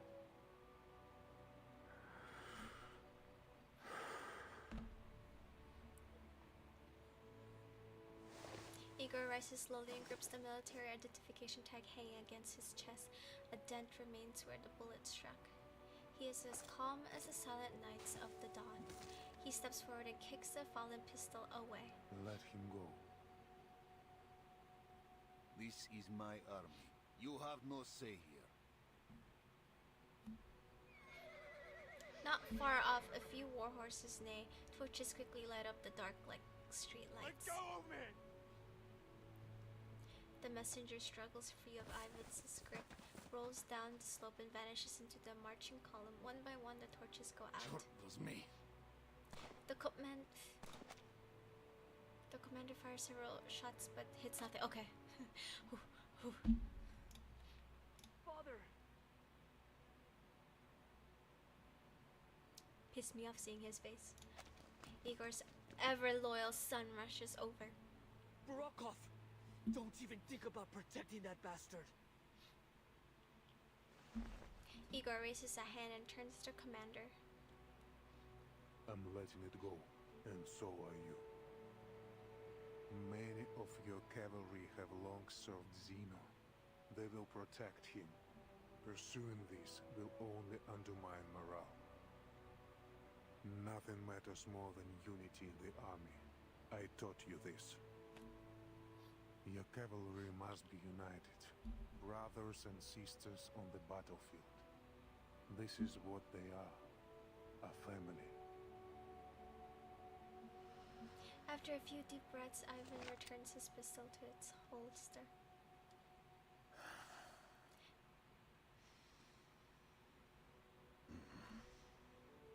The hatred of those who once trusted you.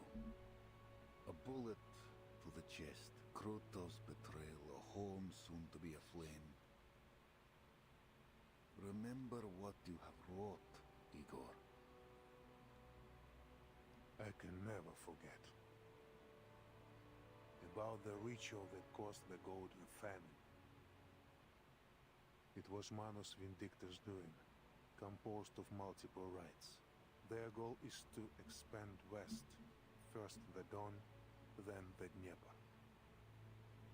Soon, millions of square kilometers of land will grow no crops. All of Europe will face hunger.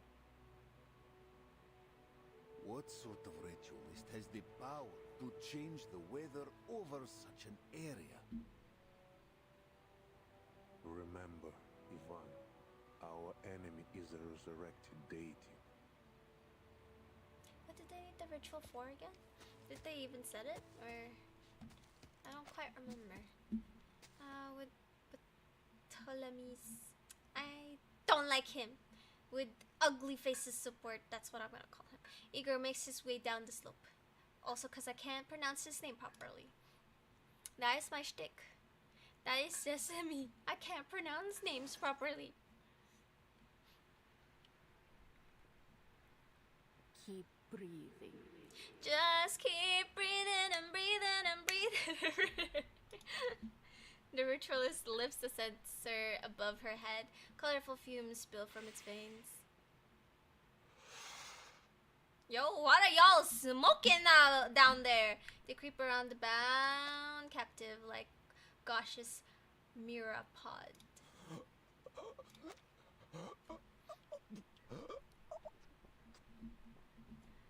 What's happening? Are you good? Are you choking or are you turning into something? I think he choked. I think he died. Kurtov raises an eyebrow of contempt at the horrifying display. Is he dead? Duh. What do you think? The ritualist gives the censer a wave. The fumes rush back inside in an instant. I overestimated the human's mental capacity. Next time, I won't make the same mistake. Why not bring them to the iceberg? Or do you aim to monopolize the fruits of the experiment? Every glorious achievement is hers. The ritualist answers vague. Kurtov waves a hand, signaling a soldier to drag the body away. I have no time for your little experiments. My army departs for Beregrad in 2 hours. Oh yeah, they're trying to achieve immortality. I forgot. Beregrad. The news clearly catches her off guard. We will eventually conquer the city, plunder it of its wealth and vitality. But departing now, you say? There were no such orders from the iceberg. Starvation will be our enemy's end. She entrusted me an army and the power to deploy them. Now that Igor and Ivan have met, they are sure to head to Beregrad. I must stop them. The low growl of engines roll in. The transport unit responsible for heavy weapons is departing. My army is ready. This is my chance to eliminate Igor for good. If you won't give me the boon, I will take it myself. The loss of one right will affect the efficacy of many others. If the weather cools and winter returns, our attack on the Eastern Front will be jeopardized. Our entire project will be delayed. Your privilege has its limits, General. You and your followers will accept the trial. It is only a matter of time. Watch your tone, ritualist. You never asked Igor and his men to wear the mask. You have no right to ask us. I feel like she did. Yeah, but they just refused. He presses his gun against the ritualist's forehead, but she doesn't flinch. She Igor grins. is a weak, indecisive coward who doesn't dare face his true desires. I am greater than he will ever be. You are a greater lunatic. That's what you are. Do you think a gun to the head will scare me? Death is but a return to her embrace. She will resurrect our Arcanus, clarify our deeds. I will die with her name on my lips. Kurtov lowers his gun. Monsters. And what did they call you? If they're monsters, what are you? You're even worse. He looks on as one of Kurtov's soldiers drags a fresh corpse from the camp. For the man who is already dead, this moment feels closer to withering. How many more will die for this? I'm sorry. A lot more. It feels like it. The soldier glances at him without a word. He lowers his head and walks away. Charon feels a stronger pressure closing in on him. They die because of you, Charon. The decision was yours. Charon turns back. If joining you will teach you to respect life, then I will do so. He's never gonna respect life. But it is unclear what difference my choice will make. These people will still die by your hand, only for another cause. I am not so deranged as the Manas. I simply value efficiency. If you are not one of them, if you detest their behavior, why do you work for them? Power, pride, ego. They work for me. These lunatics know nothing of military tactics. There we go. He They crazy. simply point in a direction and let their entire force loose. Kurtov pauses. What similarity could I possibly have with them? Y'all both insane. You both start wars, bringing destruction and bloodshed wherever you walk. That too. Our purposes are different. It doesn't seem so different to me. A pity you have to go. It's rare I meet someone worth more than a few words of conversation. Aaron fails to grasp the implication behind Kurtov's words. He only sees a soldier approaching with a black horse. Classic villain line. You are not so different, you and I. I know, right? I like Felician better. She's a better villain. Before he even realizes it, he's bound with rope Why do you bind me? by two soldiers The behind him. ritualist has already limited my movement. Poor girl. I have other plans for you. Oh my gosh. I feel like he looked at me. Shall I continue or shall I end it here and pull? 9:33. I think I kind of want to... no, let's go. Last one for the night. Chapter 10. Ended in an even number.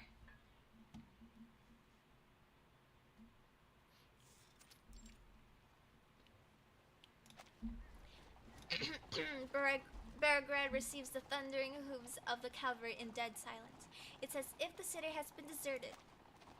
Yet the soldiers sense the stairs, frightened, alert, resentful, peering through every rusted doorway, every shattered stained glass window. They settle on the weary war horses, on dust-stained uniforms, and on the black barrel of their guns. What are they so scared of? The cavalry is here to protect them.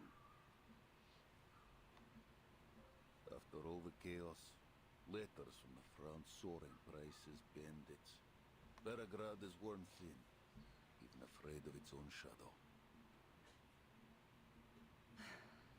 Just like the people of Tamarivka. War is happening. Even if there's somebody to protect, they're still gonna be scared. Plus, they're so defenseless compared to y'all. You have guns, you'll have weapons and combat experience. They don't. They're just civilians. The commander looks up at the shuttered windows around him, then turns to the shadows hiding in the alleys. You didn't keep the cavalry's orders confidential? Maybe it's slip up, you know? People talk. I joke. Igor works beside him. From time to time, he presses against his ribs, where the sting of the gunshot still echoes. I hope that's a reminder of the thing that you did. Word always gets out. Exactly, see? Then the citizens People talk. must know that you will soon withdraw from the Don. With no one left to protect them, they have lost all faith. Yeah, and that too. I think that's why they're scared. They do not know why the cavalry comes. I'm certain their minds are filled with the worst possibilities. They think you will plunder the city, no doubt. That's most of what they have faced since this began. I see. You'll find a man of standing. Fyodor Petrovich, perhaps, and convince him we bear no ill. People don't understand what they cannot see with their own eyes, and you cannot tell them about the foundation of Xeno.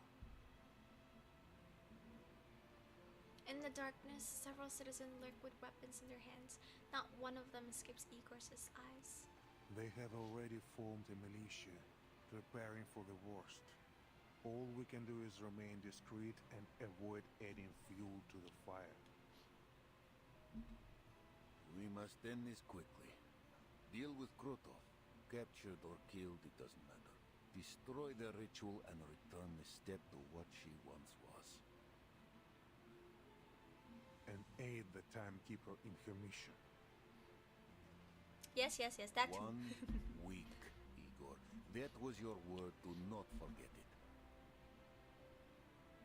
I suggest we entrust the ritual issue to Lilia's flight unit. They have the element of surprise. An aerial strike will give the Manus little time to react. Already done. The coordinates you gave are with Lieutenant Lilia. He's working on an air raid plan as we speak. I will leave Belgrade to you. The timekeeper waits for me. at the church.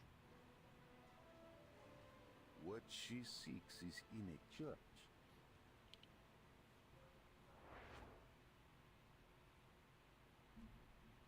Lilia brings her broom to a stop outside a church. This church is unremarkable among the many others in Beograd, medium-sized and without distinctive dome.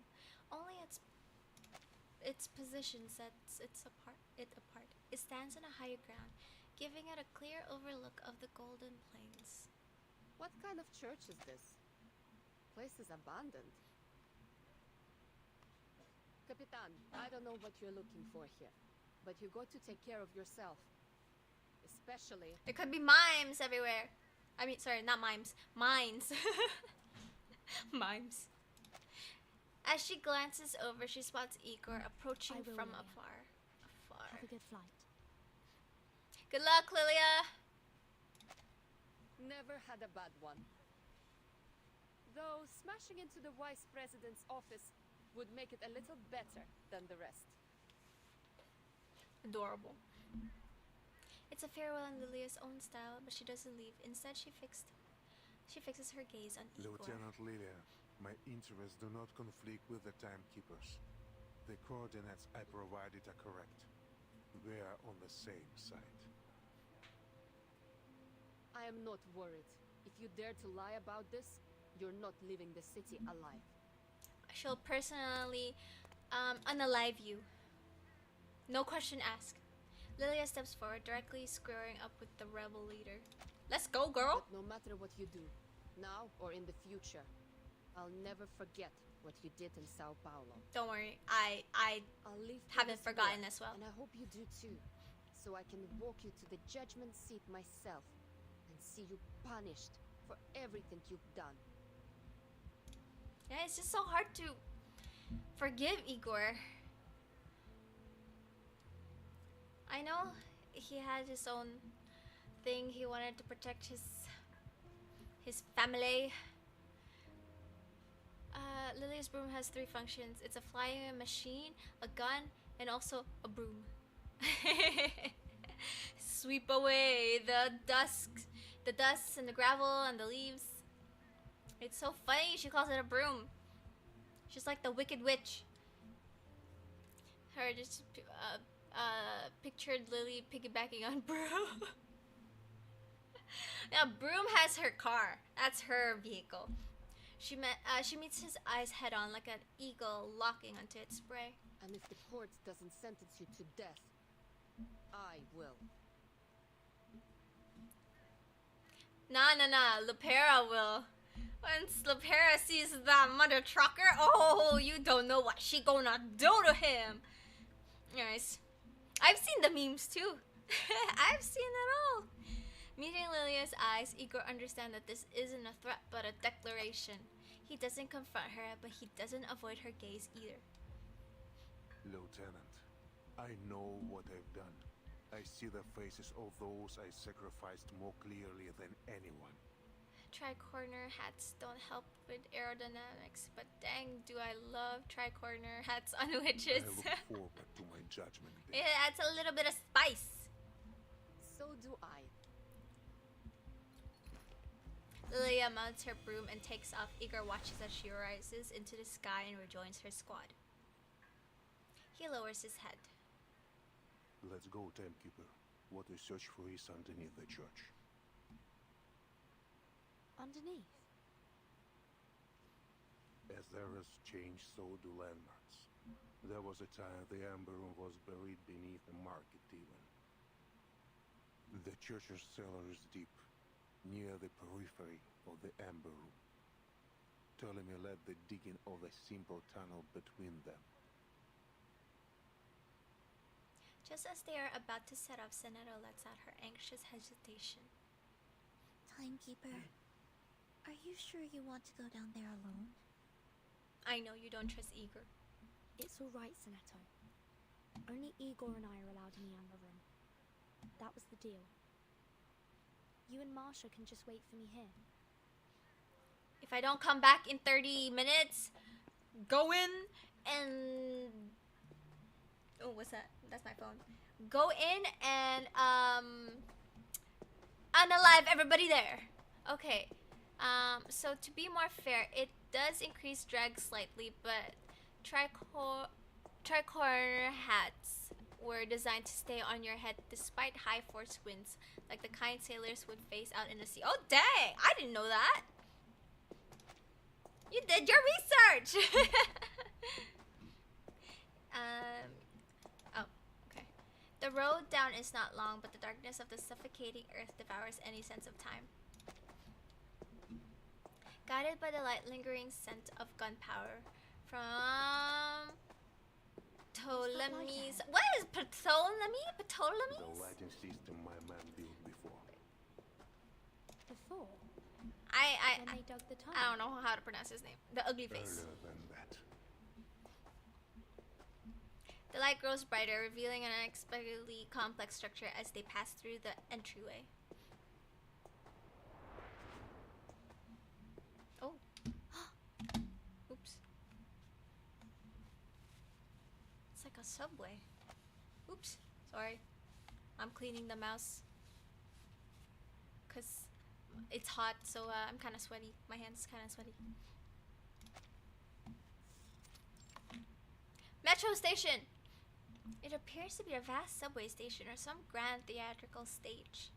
Whether or not an ode has ever been sung here, this is clearly not something that could have been built in this A era. metro station. Looks like Cold War period. What's it doing here? It's because of the Ember Room. The range of its storm immunity expanded, covering the station. The immunity range expanded. So this isn't the center of the Amber Room. Of course not. There was a metro station here when the Foundation and Xeno built the laboratory. A laboratory built in collaboration between the Foundation and Xeno. There is still some distance to the Amber Room. Let's talk on the way. Much remains to explain. Now they've entered the subway station, the aged Xeno trader finally seems to shed the veiled wording in his speech. The Foundation and Xeno have worked on many projects together, of many security levels. I am now free to talk of them. After the second storm, several Xeno generals and committee members requested my military support for a research project on the storm. At first, I thought it was similar to the Changeling project. Shady perhaps, but not too harmful. That project still caused harm to tourists at the Green Lake campsite and the surrounding residents. This is nothing compared to what the Ember Room did. After I joined the project, my orders were to station on the outskirts of Belgrade and build a military zone to protect the underground site. At the same time, the Foundation asked for a thorough review of all soldiers who served Xeno after the first storm, but did not appear in any 1999 records at headquarters. Were they not registered? No, their records were flawless in each branch across the world. But compared to headquarters records from 1999, anomalies were found. Some had similar resumes and ranks, but different photos from those filed in headquarters, as if their identities were stolen or replaced. Xeno also encountered people whose faces matched their archive, but whose names were different, with no connection to Xeno at all. Sound familiar, Timekeeper? Yes. Mr. Duncan in Sao Paulo. His appearance matched an acquaintance of mine. A man I saw dissolve in the storm. I was tasked with locating these abnormalities and bringing them to the Amber Room. For what purpose, I did not know. The guard there confided to me that people look different after leaving, as if no longer themselves.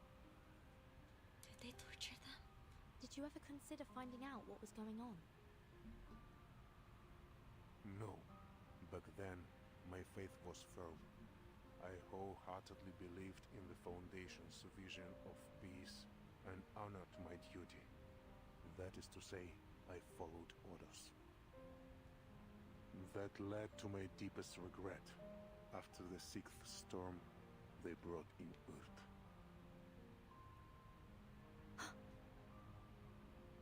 The Foundation found Earth that long ago.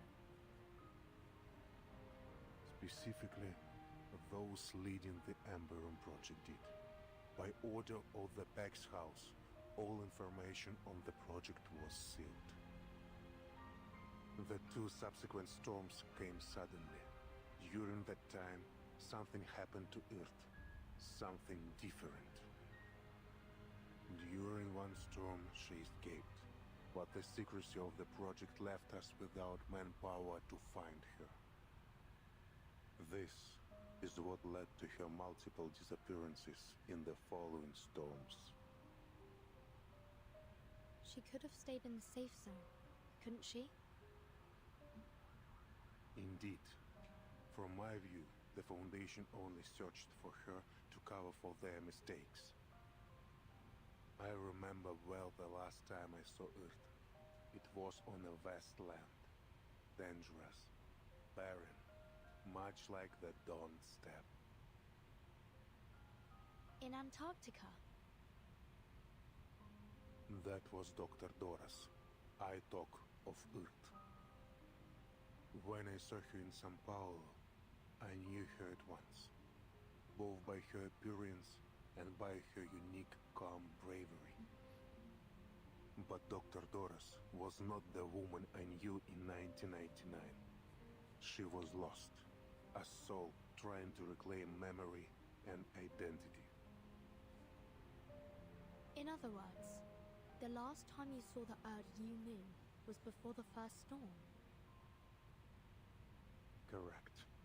In 1999, the year the first storm rose rain from the Earth. This is the second event I want to tell you about. At that time, our army stood ready in Kazakhstan for a war none had ever seen before.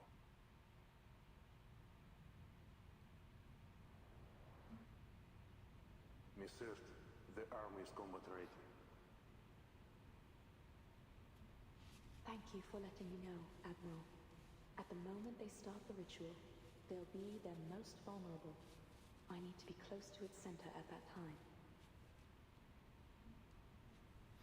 Understood. You know what you are doing. I believe in you. Their defenses are weak.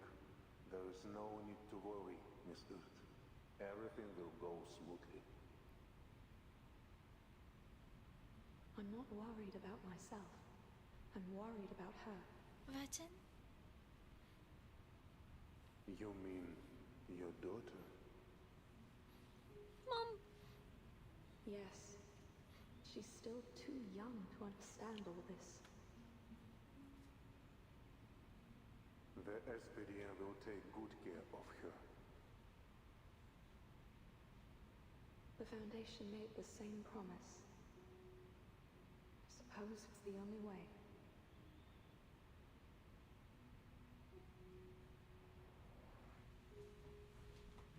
Manus Vindictae held its first space-time ritual on December 31st, 1999. If they had succeeded, that ritual would have brought time back to the blank era. Antarctica was their second attempt. The results were much the same. The flood summoned by the ritual was incomplete and turned into the first storm. Footsteps echo through the long, sealed subway station, drawing them ever closer to the heart of the secret. I promised Earth the operation would go smoothly, but I lied. Neither Xeno nor the Foundation had any idea how powerful the Manus' defensive ritual was. The situation was desperate. We had only one order: advance. regardless of the casualties. When the storm rose, it swallowed the details of the war.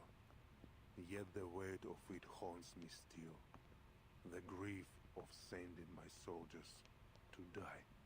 Yet you killed some of Like your the soldiers. flame of a candle. Make it they make were sense. extinguished in an instant. If it weren't for the storm blurring my memories, I would have left Xeno and the Foundation far sooner.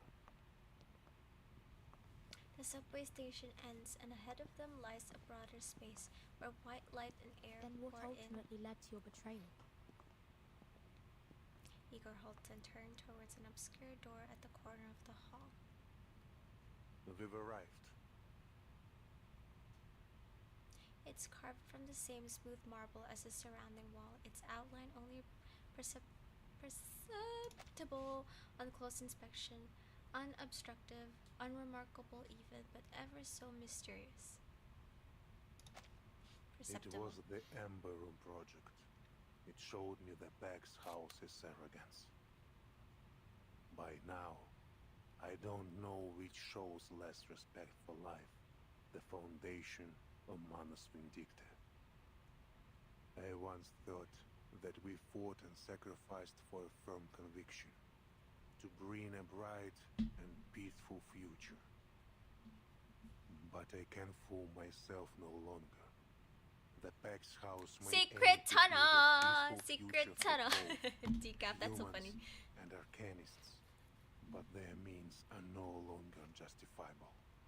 It's hard to believe the Foundation as well. They're Arcana shady AF.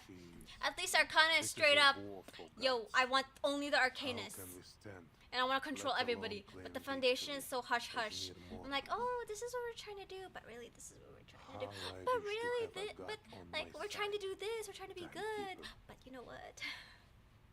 Shady. You can't trust anyone. There is almost a pleading note in his voice. What lies in the Ember Room, I cannot fully say. Data fragments, Miss Earth's words, whatever it is, she wants you to have it. Destiny has seen it survive several storms, waiting for this hour. Arcana. I for want your you. mom's. She wants This is a Beryl, door she wants only Erd. you Who else and she Miss wants? Earth Is there may another mom? open. Go. Walk through it. I'm still not sure if you're telling the truth. But thank you for bringing me here, Igor.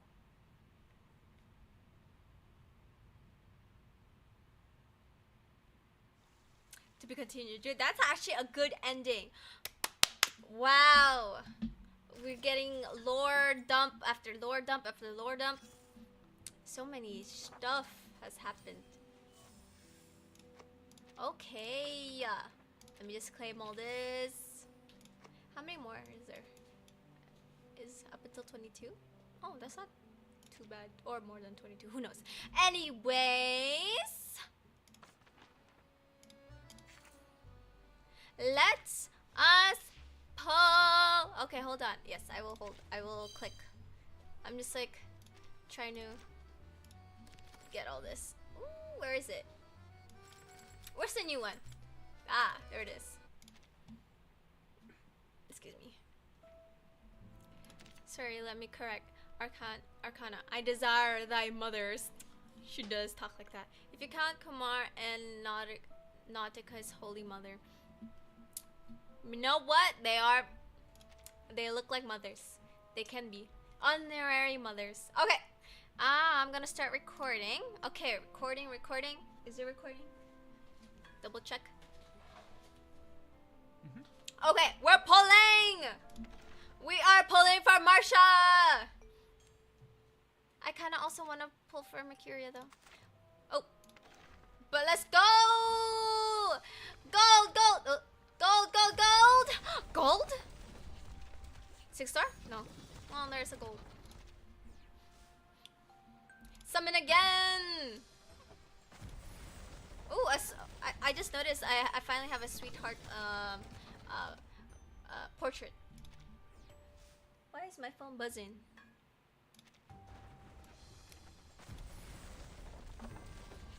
Let's go, Marsha! I wanna build my team! Is this it? That looks so beautiful! That looks like a six. No. I can't tell when am I gonna get the 6-star or a 5-star. I know what that is.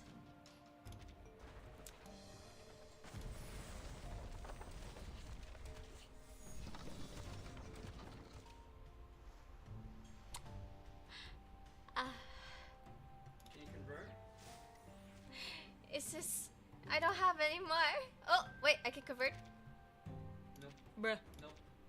I don't have anything. I don't know. I thought I would get her, but I didn't get her today. Damn it. Wait, hold on. Can I get more primo gems? Can I get more? You gotta do the begging cat dance. Please, please, please. Hold on. Let me. Do I have enough? Wait, where is it? Rip. I know. Oh my gosh. Wait, hold on. Do I have enough now? 7. I think I have enough. Now I have enough for one last one. For a last one. Okay, one last for tonight. How many have I done? This is it! This is it!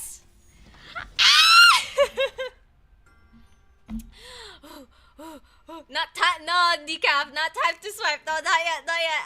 I'm gonna try to milk as much as possible with the free stuff. Okay. Marsha! Marsha, Sentinel's with me. Marsha, Sentinel's asking you to come home. Marsha? Thank you for letting me stay here. Hope it's not too much trouble for you.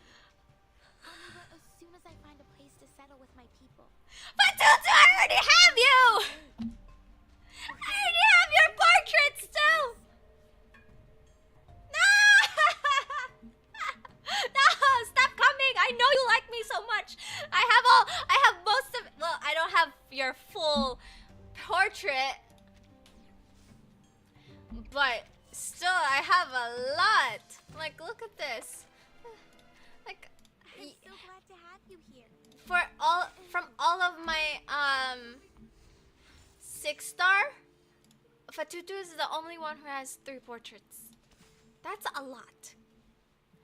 Wrong support character. I know, right? Wrong support character. Why did you? I'm sorry. I love you. I really do. I love you. I love you, Fatutu. But I was trying to pull for someone else. The stars are Okay. so bright I can't sleep. That's why I'm here. Well. So, well, rip me. Well. Anyways, well, that's the end of the stream. It ended with a nice Fatutu, but it didn't end with a beautiful Marsha. So, thank you again for everyone who came and lurked, who came in and saw my miserable attempt of reading some some names, misreading them, pulling for Fatutu when I wanted Marsha, witnessing Sergei's attempt of flirting with Lilia or Meryl. So, anyways, thank you everybody. Thank you Decaf for coming to the stream. Thank you Maggie. If you're still here, thank you everybody. Thank you chat. I'll see you next time, whenever next time is. Hopefully Sunday. Who knows? We don't know. Whenever I feel good, I will continue streaming. But until then, thank you. Bye bye. See you next time.